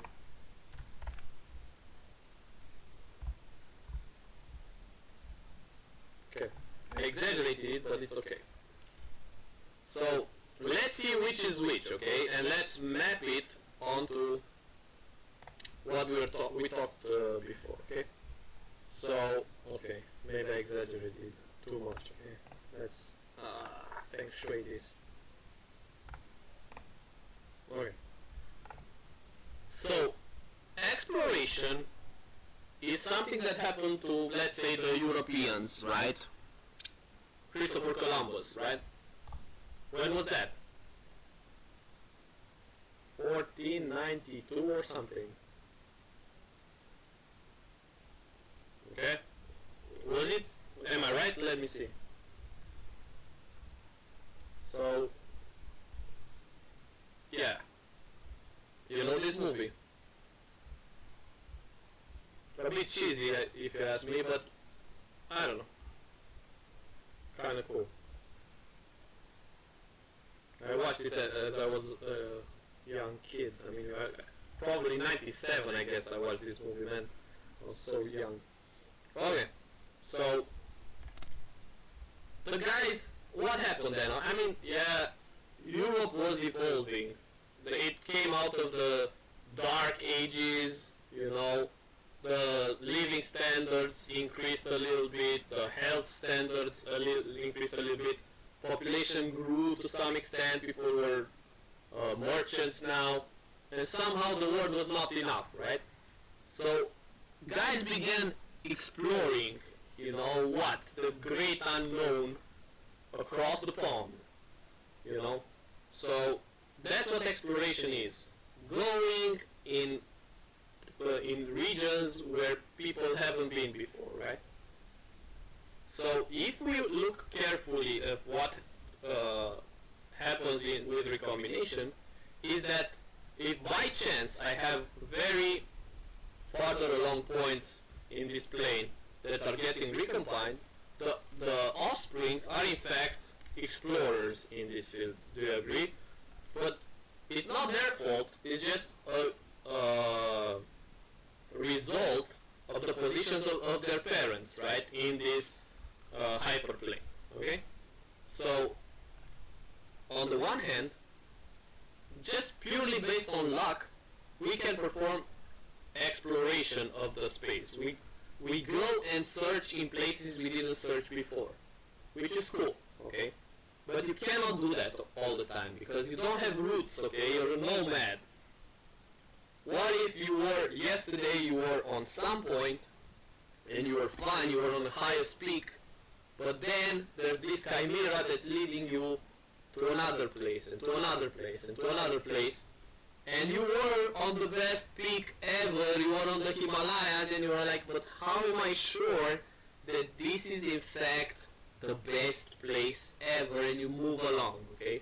So the exploration has its ups and its downs, pun intended. So now we need to look at exploitation, right? So the thing is that once you're on a peak, on a versant of a mountain that has promised to be the next great thing, you need to exploit that. It's like with the gold rush, you know? When you go, you dig, you find the, how do you call that, man? How do you call it when you have a lot of gold in one place in the ground? Do you know? In English. I cannot find that word in my mind. Filon îi zice în română, but I don't know the English term. Do you know? Guys? The mother lode? Maybe? I don't know. But you know what I'm talking about, okay? So, you dig, you get to something that has the premise to lead you to something better, and then you put all your workforce and you exploit that region in the sense that maybe in not a long time it will lead you to the greater solution to the problem, you know? So, however, the downside to exploitation is that you're only focused on your small region there. And if you do only exploitation, you will get stuck in local optimums. You know? It's just like what happened with hill climbing, yeah? The peril is to just get stuck, you have a lot of people on this hill, but there, like miles away, lies the Himalayas, and you didn't even check that because you're exploiting a local optimum rather than the global optimum. Does it make sense to you guys? So when you have two parents that by chance, again, so you leave it all to chance to some extent, by chance these parents are very close to each other on this hyperplane of representation. So their kids, since you take some part from one parent, some the other, by the way you create recombination, they cannot be far away from their parents, which means that you create more individuals that are on this hillside, and if these guys recombine each other, then they probably maybe will get some other individuals in the same region and so on, and blah blah blah blah blah. So what that means is that we start exploiting this region, okay? But now you create something in between this, okay? With these solutions for selecting for recombination, like the tournament version and the roulette version, you try to give to some extent a balance between the exploration of the space so that you don't get stuck in exploitation of local optimums, but on the other hand you need to tone down the explorations when you find something promising and you start exploiting that new horizon, right? So that's the, I don't know, the cool philosophical part of search, okay? Because as it says in the Bible, there's a time to every purpose, okay? So listen to a song called Turn, Turn, Turn by the Birds, the band. You won't regret it, in my opinion. So you need to know when to do the exploration and when to do the exploitation, when to favor one over the other, okay? And this is the art of this genetic algorithm, okay? So the art of nature, because nature, through evolution, tries to find a means, a practical means, to make life carry on, okay? And it's kind of awesome, if you ask me, you know? Like, everything that happens in nature happens for organisms to prolong their existence, okay? To do stuff, to be active with the minimum amount of energy required to do so, such that their existence, the way that their molecules are bound together, occurs for a longer period of time, which is freaking awesome, if you ask me, okay? So the goal is not for the individual to carry on. It's not even for the population to carry on. It's for life to carry on. Okay? That's kind of neat, if you think about it, okay? So that's why you need genetic diversity. Because the more chances life has to create combinations that are randomly fitter than the others, and those combinations recombine into other combinations and so on and so forth, and you keep continuing this ever-growing evolution, life will not end, which is awesome. Okay? So that's the idea, it's a poetry of life. So let's get back to what we do next, okay? Do you guys have questions about the selection for recombination strategies?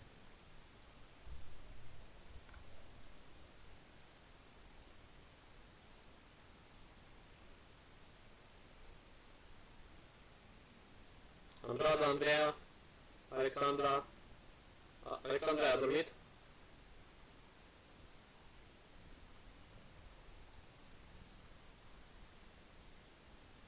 Okay, cool. So we're moving forward, okay? So now we know how to select parents. We perform genetic recombination, and after the genetic recombination we have a population which is made up of the earlier population. So this population is popular prime, and this is the previous population, plus offspring. Okay? Which is these guys, okay? The newly born into the population, okay?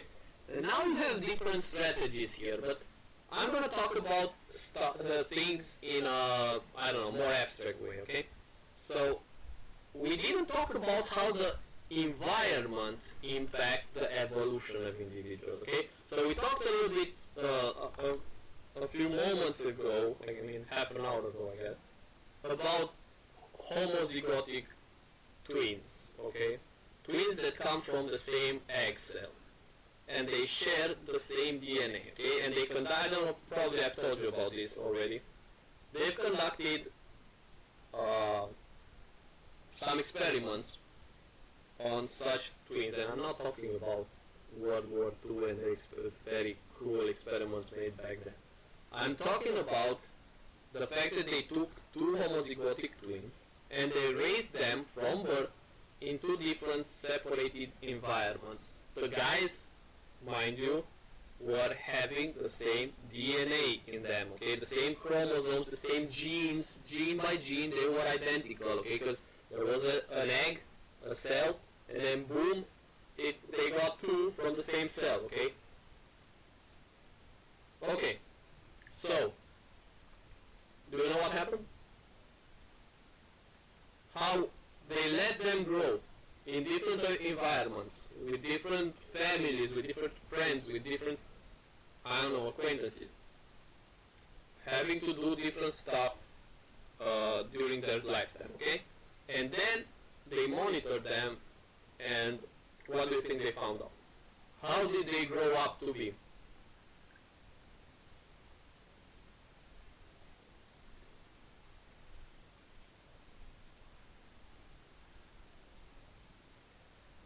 Let me see if I can find an article on this.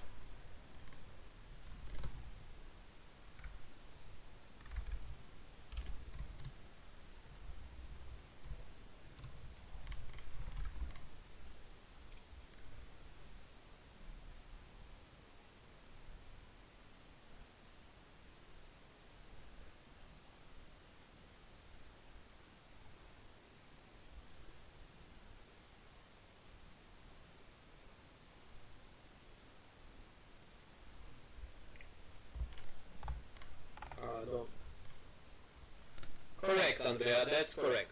Okay, so again, we have a battle, as we stated before, about between exploration and exploitation, but when it comes to the evolution of humans and animals based on their genes, we have a fight that's done between nature versus nurture.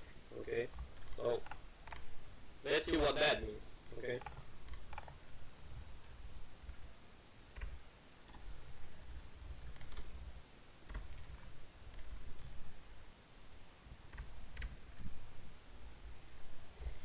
That means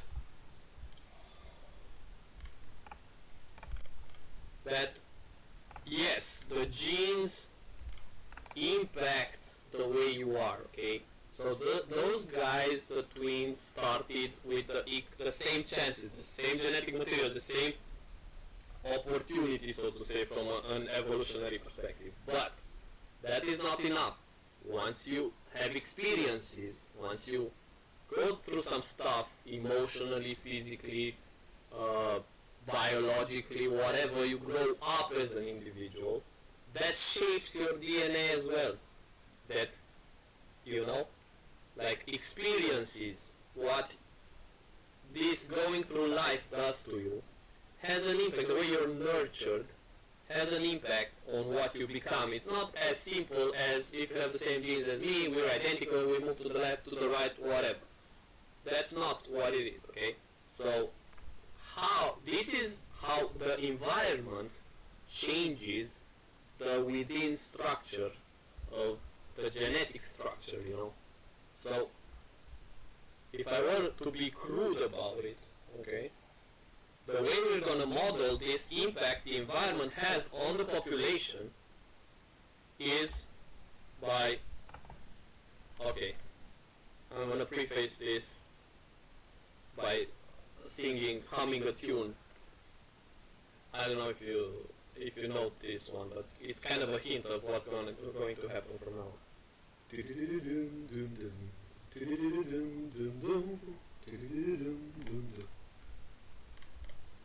you know what I'm humming? I'm not the best singer, but come on.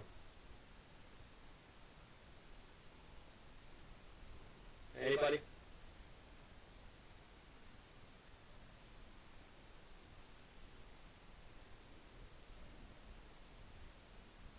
Julian, do you know?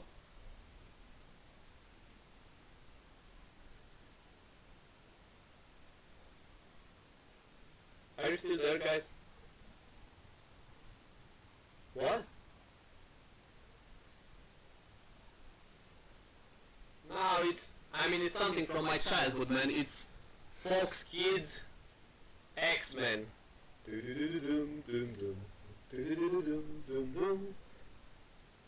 You know?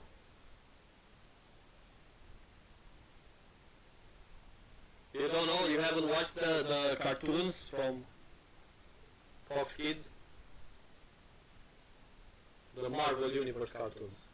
So, whatever. I was trying to give you a hint that we're talking about X-Men who in fact suffered mutations, right?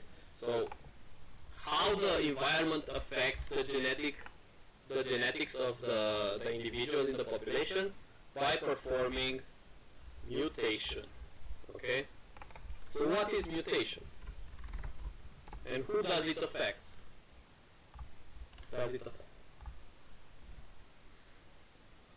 Can you describe in your own words what mutation is?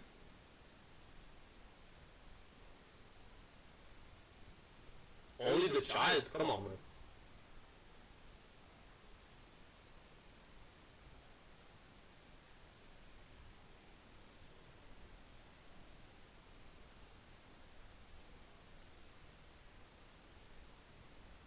But does mutation affect children only?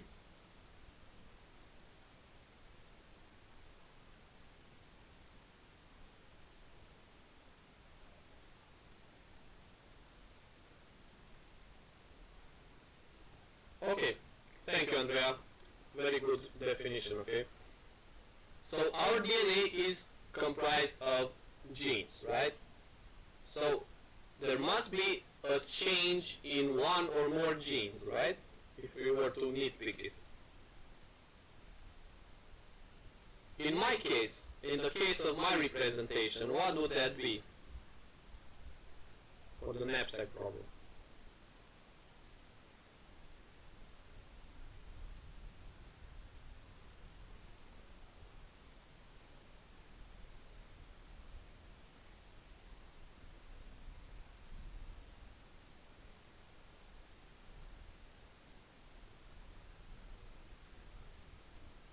Guys? Bogdan?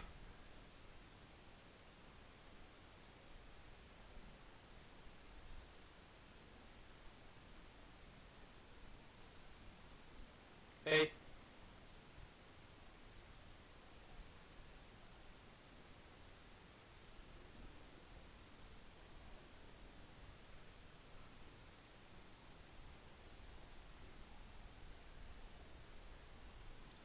Yeah, but it means I can...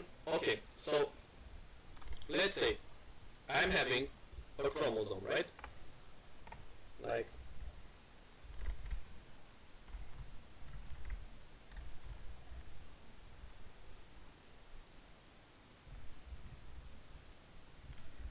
this is one of my chromosomes, right?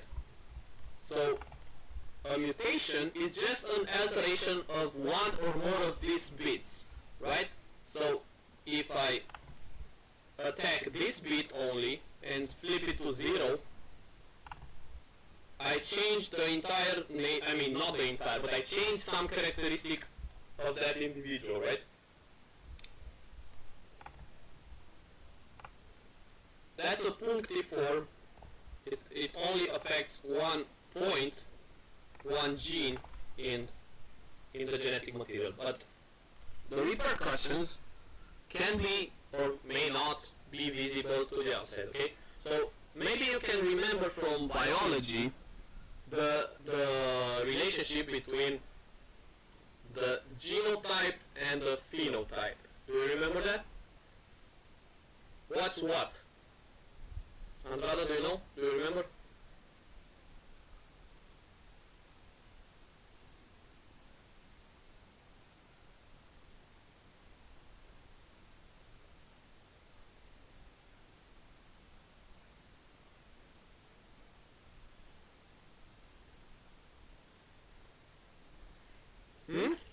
Guys.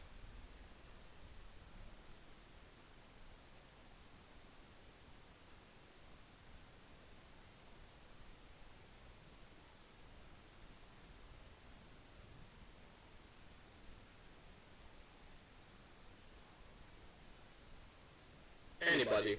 Like, whatever you say, it's cool. Just answer.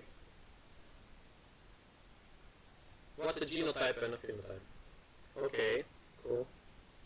But the phenotype is an effect of the genotype, right? If you modify something in the genes, maybe your eyes color change, or the strength of your muscles, or some visible characteristic of your being also changes as an effect to that. Pretty neat, huh? And you know, across the human evolution, some very small changes in the genetic material led to the differentiations of different races of humans and different haplogroups, if you want to call them. Okay, but a small change in the genetic material can lead up to a huge difference in the phenotype, right? Okay. So the idea is that a mutation can occur on only one gene, okay, so point-wise mutation, or it can be generalized on some regions of genes, let's say, okay? And then that means that I can change that into whatever other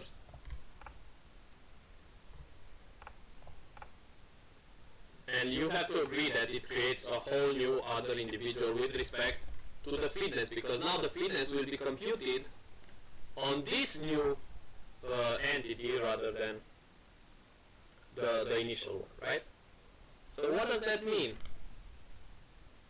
It means that now, if you look at the map, first I had only the black points. Now, they recombined, they created the red points, and now, I'm gonna say, I mean, this now we have different models for this, okay? But I'm gonna say that mutation affects everybody, okay? So let's see if I have these points in 2 dimensions, right? If mutation affects the X, only the X component of the chromosome, the X gene, it will lead to a significant movement on the X axis, right? If instead it affects the Y gene, it just goes up. If it's a generalized mutation, namely that both are changed, it will like go on the resulting vector on both the lateral and upper movement, right? So you can see if we have pointwise mutation, you just change one of the dimensions of your chromosome, one gene. That leads you to explore something on this axis, let's say.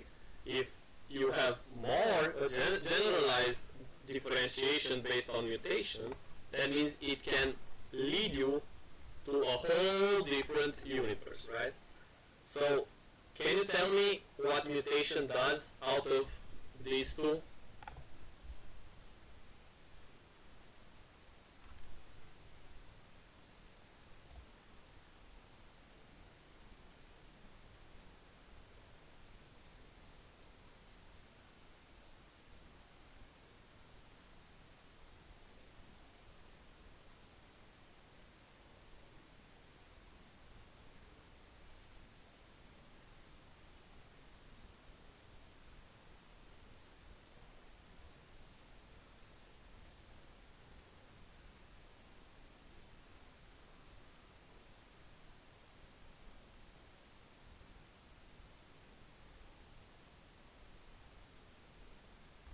Let's see.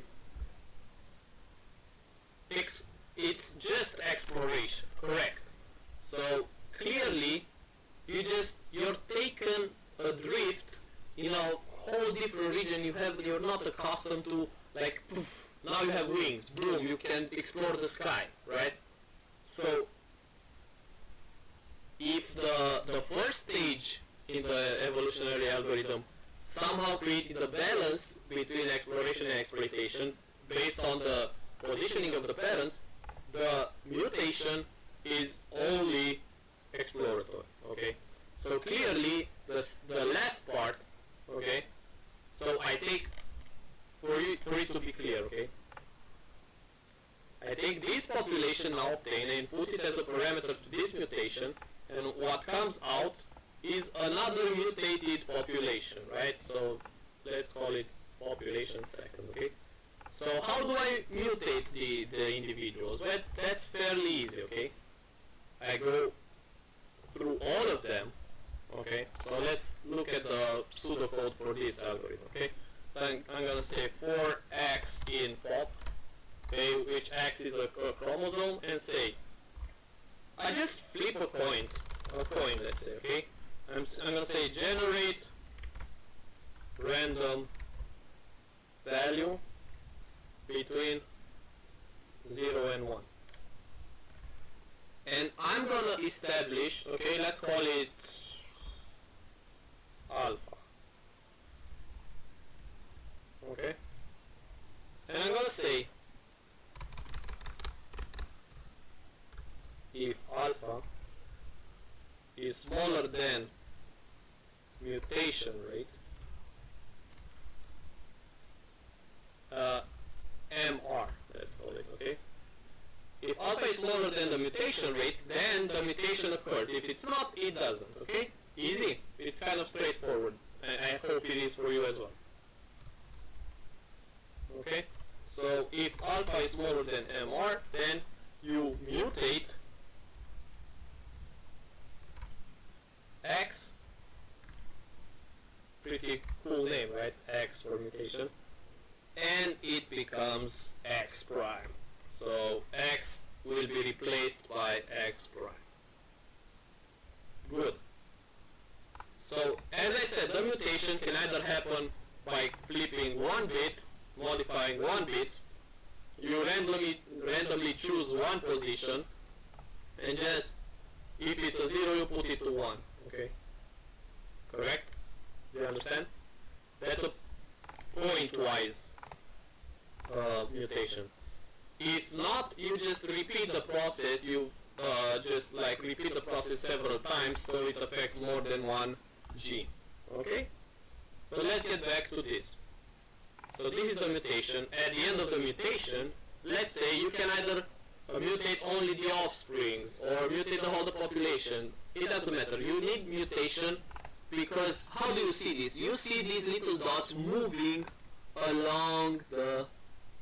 Yeah, you can see them exploring stuff in this universe, okay?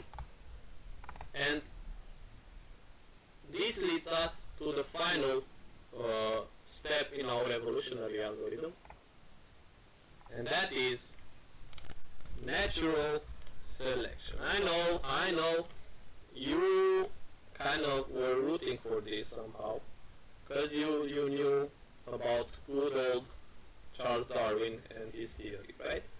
So natural selection, survival of the fittest, right? Here comes that word again, survival of the fittest. So you have now the mutated population that goes in, and then based on the natural selection you have a new population.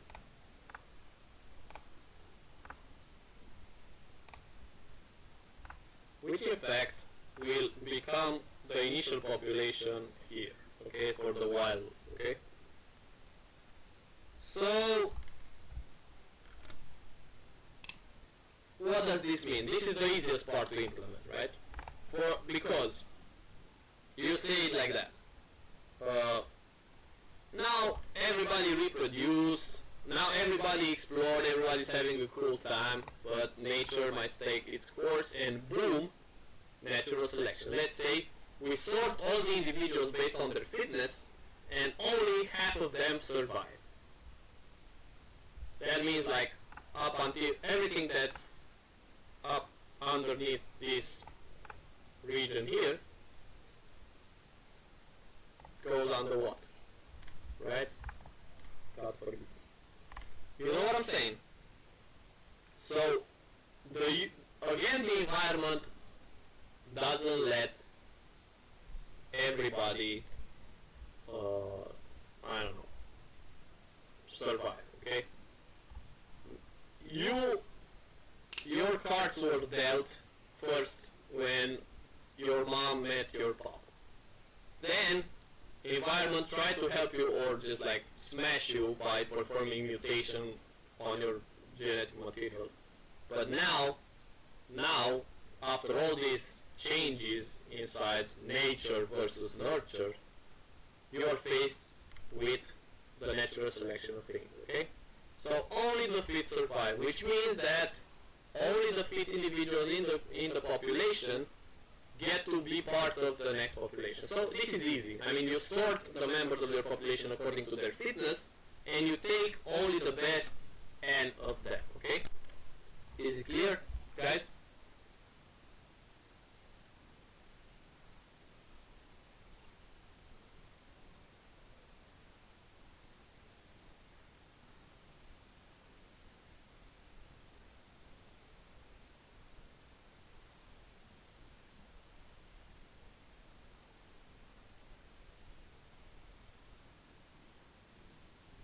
So why are we doing this, okay? Why weren't the previous solutions to the search problem enough, okay? If you remember, I told you the other time that those were exhaustive searches, okay? That means if I was to do DFS or BFS or something, I would scan all these possibilities one by one, all the points in this hyperplane to get to the top, okay? If I were to hill climb, that would be overly greedy, okay? Because it will not if I have only one individual like this and it will go hill climbing, it will get stuck in local optima very easy, okay? If I put a lot of guys randomly going uphill, it will come to look a little bit like what I have now, but it's a different philosophy, okay? Because it's too much exploitation, okay? So the exploration is done by generating random positions at the beginning, so there's only exploration in the beginning of this approach, right? You explore by randomly generating individuals on the hyperplane, and then you let them exploit, like always go up, that's exploitation, right? And now we create something different, okay? We said that individuals from a mental perspective and nature for what's worth is not computing all the possibilities, okay? It's not doing exhaustive search of all the possibilities, but somehow it uses intuition and it does an unexhaustive search for the form with the least effort, with the least energy consumed, okay? And this is what we try to do with this, okay? So nature says, man, I'm flipping a coin. I'm just like using hormones and pheromones to make them attract each other. Then I let nature run its course. I mean myself, because I'm nature.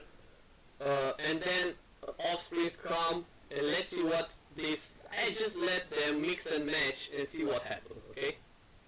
You don't create all the points in the universe, but you say, man, if I let them, I don't know, behave according to my rules, without covering all the possibilities, I may reach better and better individuals, and I balance this exploration and exploitation of things, you know? So, as an idea, it's kind of neat, this evolutionary or genetic algorithm.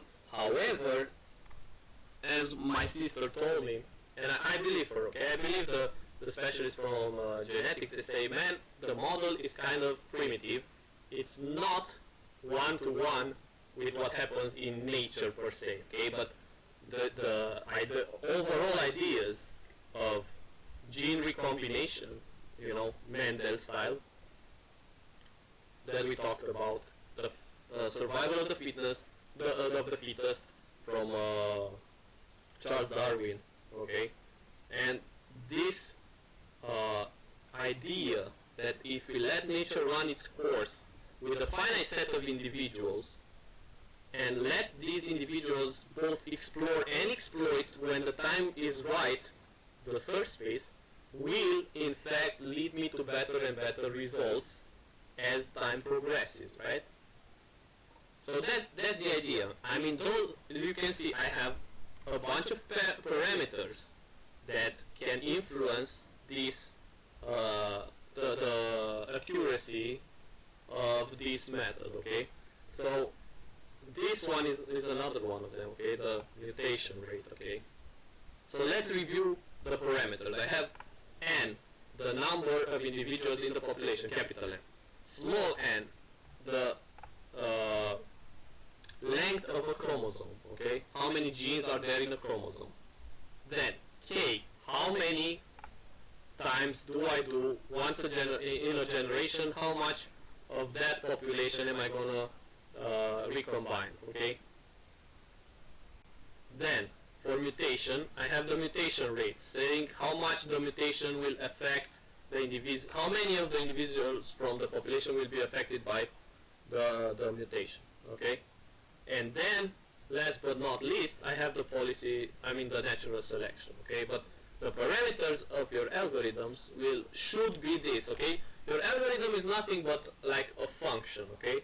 That gets the problem data, the number of chromosomes in the population, the number of genes in a chromosome, the probability for recombination, the probability for mutation, okay? For starters, okay? You may find some other, you may have this T, we forgot about this T, okay? A pity the fool forgets about Mr. T. So this t is another parameter. If you use the tournament strategy for the selection of the parents, you have to have t as a parameter as well. Okay. So once you've devised such a method, okay, you have a benchmark, a generic implementation that you can use for any type of problem, provided you do three things, okay? But we covered these, okay? First, I need to model the chromosome, okay? And we talked about the binary representation of chromosomes here for the knapsack problem, okay? We started with the traveling salesman problem, but that one was kind of more complex if you look at it, right? It had some requirements that the candidates were in fact permutations, okay? And to maintain that, if you take two permutations and to get another permutation, you would have some other sort of crossing over, which is what this is called, right? This is a crossover, what we did here. And we have to take two parents which are permutations of the same elements, and we need to create other permutations based on those permutations, okay? We're going to talk about that. But now, just for you to get an idea, we're talking about binary chromosomes, okay? And we just have a cut point and then take some material from here and unite it with some material from there, and thus create new individuals, okay? So it matters how you model your candidate solution to the problem as a chromosome. Then it matters how you create the fitness function. We talked about this because it influences everything. It influences everything, okay? And once you do that, your problem is right here, and now you just let nature take its course to find the highest Himalayan mountain on your map, which is generated by your fitness function, okay? So how will this look? You generate some random, uniformly random points in your plane, each with its own fitness. Then these guys reproduce, so the points multiply on your map. They're not anymore. They're not uniformly distributed anymore, because as we've seen here, the children can be everywhere, but they have some connection with their parents based on their genetic material, so they cannot be literally everywhere. Okay, so they can do either exploration or exploitation, as we talked about with the relationship between their parents. And then afterwards, these points start moving because of the mutation, and they begin exploring some part of them based on this criterion here, the mutation rate. Okay, so the recombination rate, it tells me how many new points appear in the recombination stage. The mutation rate tells me how active the points are, because how many of the points move out of the population to reach for new grounds, preferably hard grounds if you're Obi-Wan. So, and if you're a genetic algorithm, right? So then, boom, the population adheres to nature's course, and only the fit survive, meaning that half the points are erased again, and the same thing happens again and again and again and again and again, up until we reach the finish criterion. So what happens is that you start with a population that's all around the place, and then you will see that the individuals that tend to go on the mountain tops, as you let it progress, the guys go up and up and up, and they, at some point, some of them recombine and find another higher ground, and you can say that at the beginning they're on the hills, and then they found higher hills, and then they move on the, I don't know, average and above higher hills, and so on and so forth. And if you manage to balance the exploration and exploitation to the most, then in time, and if you give it enough time, because patience is again a virtue, it will reach the Himalayas, and on the Himalayas it will reach the highest peak. Cool?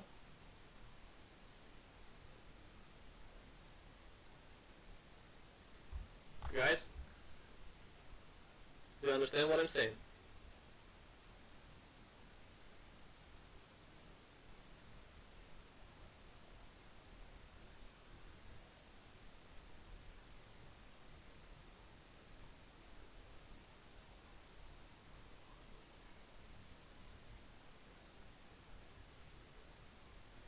Okay. In order to illustrate how this works, I'm gonna go back to, I think I showed you the one with the traveling salesman problem, but let me just check it, right? Like, let me check where my app is, right? Let me see.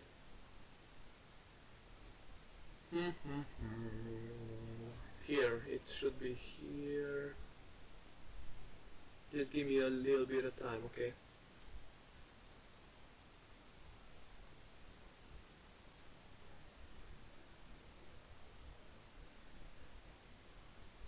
Maybe it's in downloads, I guess.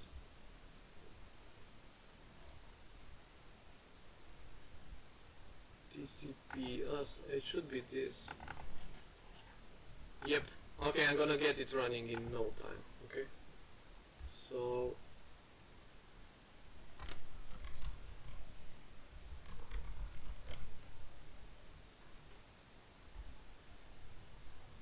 Okay. And I need to see what were the... Let me read, check the review.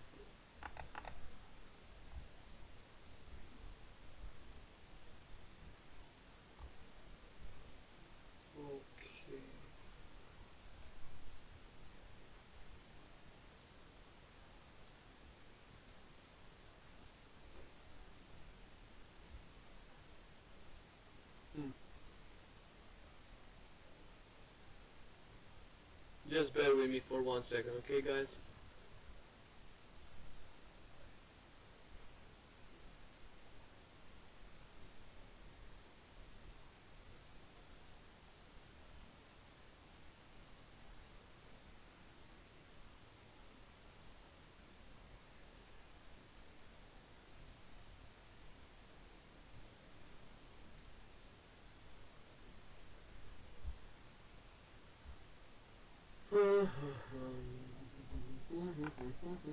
Okay, got it.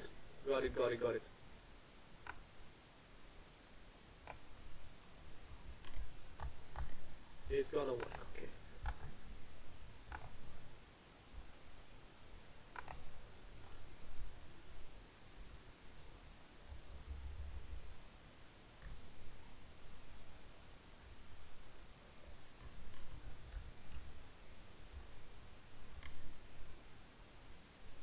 Ta-da! Okay, you remember this, guys? So the other time, I guess, we talked about the algorithms, right? So let's look at the branch and bound algorithm, how it works, okay? Hope you see the way it searches for solutions. Look here on the, I think you can see it, I guess. If you look here, it will give you the fitness, okay? This is for the traveling salesman problem, right? You remember that was the initial problem, we're talking about for the knapsack, right? So this is the overall distance of the solutions found by the algorithm, right? However, this, of course, the brute force algorithm is not the best solution. Let's see how it solves it, right? So the distance is pretty precarious as it progresses. So it checks every possibility, sees if you get a better one. If it gets a better one, it will improve on it, and so on and so forth. But of course, it gets the best if you wait like a week or so, okay? What about the greedy approach? Okay, I'm gonna delay it so you can watch it. Boom. Okay, clearly it goes greedily to the closest town, then to the closest town, then to the closest town, thus solving somehow the problem in a very fast but not optimal way. How do we know it's not optimal? Look at the distances, 8,980.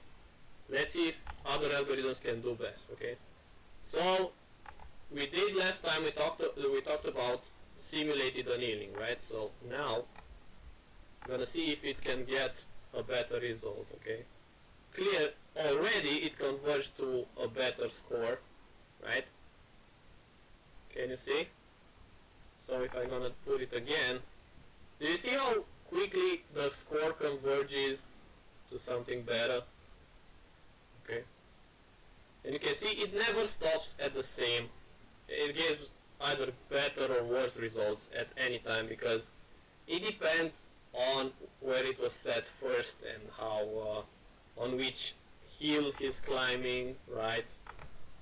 You remember from the other time, I hope, right? However, let's decrease the temperature, okay? Let's put the cooling rate to be small, okay, like this. Let's see if it solves it better. It will take a while, but I think it will lead to better results. I think we did this the other time, okay? But I just like to watch it. This is just to tell you that it's kind of the same problem we're trying to solve right now, right? Because we just try to find the global optimum of fitness in a fitness landscape for n-dimensional points that represents our candidate solutions to the problem, okay? And now we're doing this with simulated annealing with one method. We talked about it, right? And see, it already gets to 7,715 something. I'm not going to let it anymore. But now, let's go to the genetic algorithm, okay? You can see here that it has some parameters, okay? So, mutation type, it's called invert. Let's use swap, okay? Okay, so what about if I move up? Okay. So it has, look, runtime, milliseconds, generation. Let's put more generation. Put 5,000, okay. You can see that they have kind of the same parameters we talked about, like population size. Let's put 100. Elite size, okay, that's kind of like, you know, their tournament size. Then they had mutation rate, then the number of generations, okay, that's another parameter that I didn't talk about, but that was with respect to how many times am I gonna repeat the while. Okay, I think we can try it. Let's do this thing. Let's see where it leads us.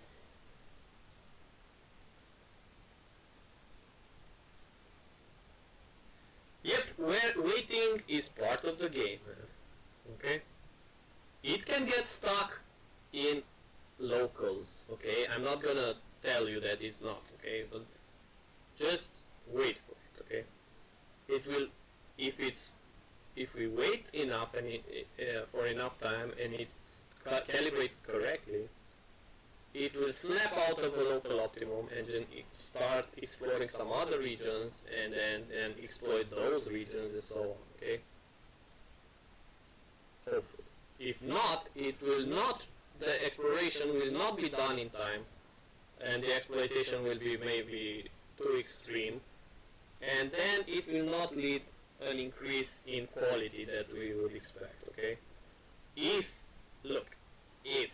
you have a sustained improvement on the fitness, you know, of your the best fitness of the best individual, the worst individual, the average or median individual, if the fitness of this individual keeps improving and it doesn't stagnate, it's on the, if you were to plot the fitness and it goes up all the time your algorithm runs, that means you can leave it for a longer period of time because it hasn't reached its peak, right?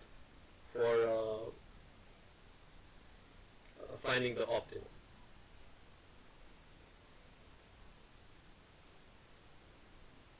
We'll see if it gets better. Okay, we're gonna tweak the parameters again and see if it performs better, right?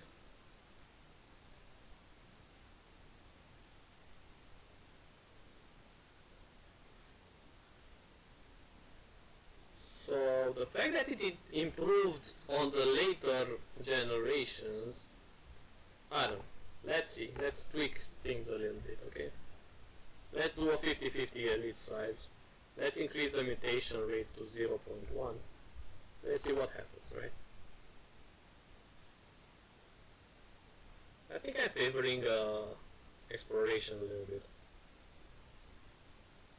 Right? Clearly. Look what happened, right?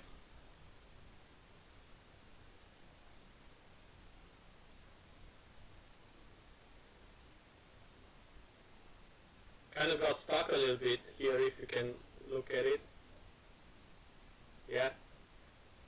It reached some version in which it cannot explore some places out of the comfort zone, so to speak, you know.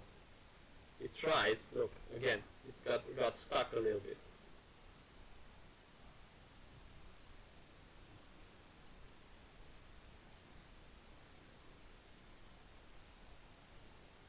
But still, it's better than it was before, right? And also you have to take into consideration that it's all done randomly. I mean, each turn doesn't generate the same initial points and so on and so forth. So the idea is to make it converge. If by mistake it leads on the optimum, that's not good. It's just something that happened by chance, okay? You don't want that. You want it to continuously grow. Let's see. What can we... Let's change the crossover type. I'm just saying. Let's increase the population size to like 200 and reduce the elites, right? Let's see what happens then. Of course, as I increase the population rate, it will take more time to go through one pass since it has more computations to perform.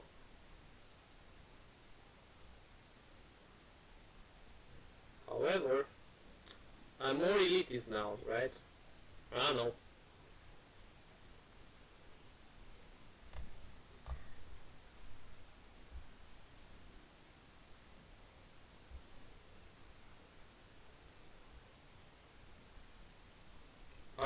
Do you guys follow this?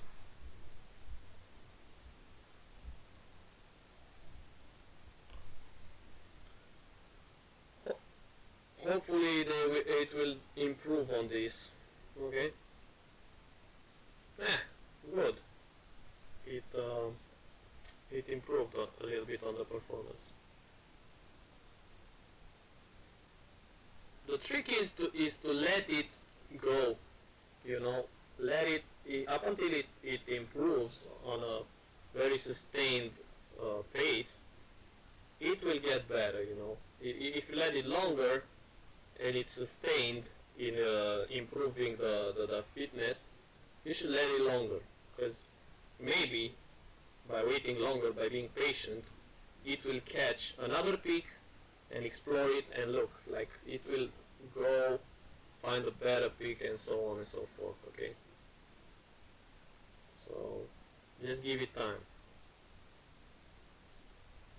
Think about it. You think it's a lot of time, man, but you think it's a lot of time simply because you don't understand the greatness of the problems that they are solved with this type of measures. If you were to use exhaustive algorithms for those, man, like you would have waited 10,000 lives of yours, you know.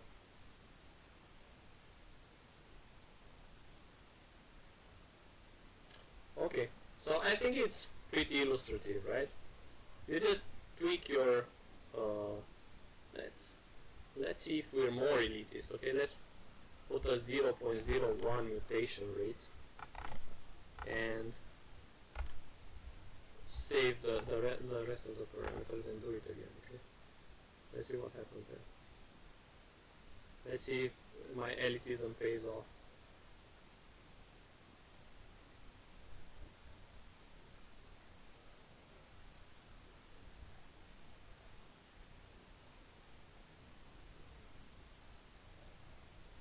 I think I'll decrease the population as well and decrease the, put it to 20, like this.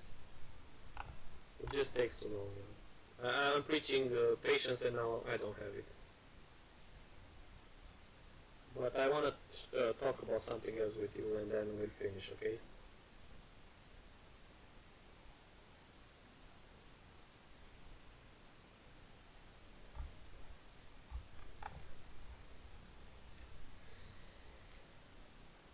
Alright, so do you like this approach better than the previous ones, the exhaustive ones?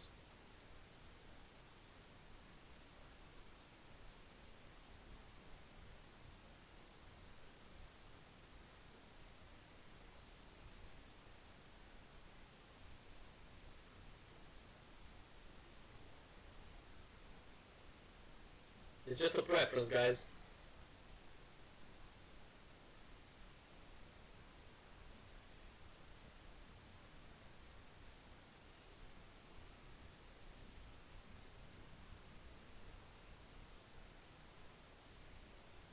Are you still there?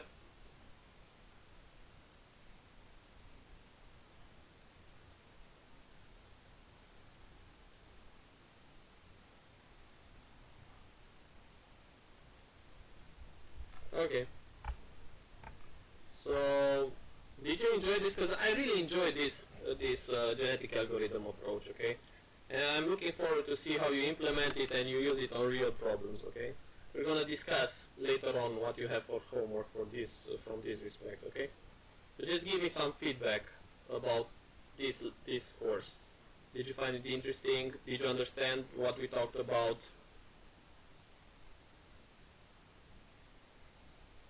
Let's have a conclusion to it all, right?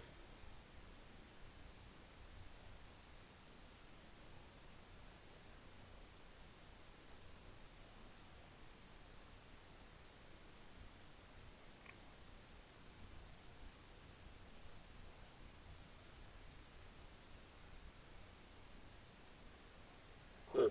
So, we're gonna talk about some organization stuff on the group, but this is pretty much what I planned for today. Okay, of course you're gonna have to implement this, so I'm recording all this course. Okay, so I'm gonna put it on YouTube, and when you have some difficulties you can first check the recording and then ask me, okay, if something doesn't add up. Okay, so it was cool teaching you guys, talking to you about stuff, and see you next time, guys. Keep on rocking in the free world, right?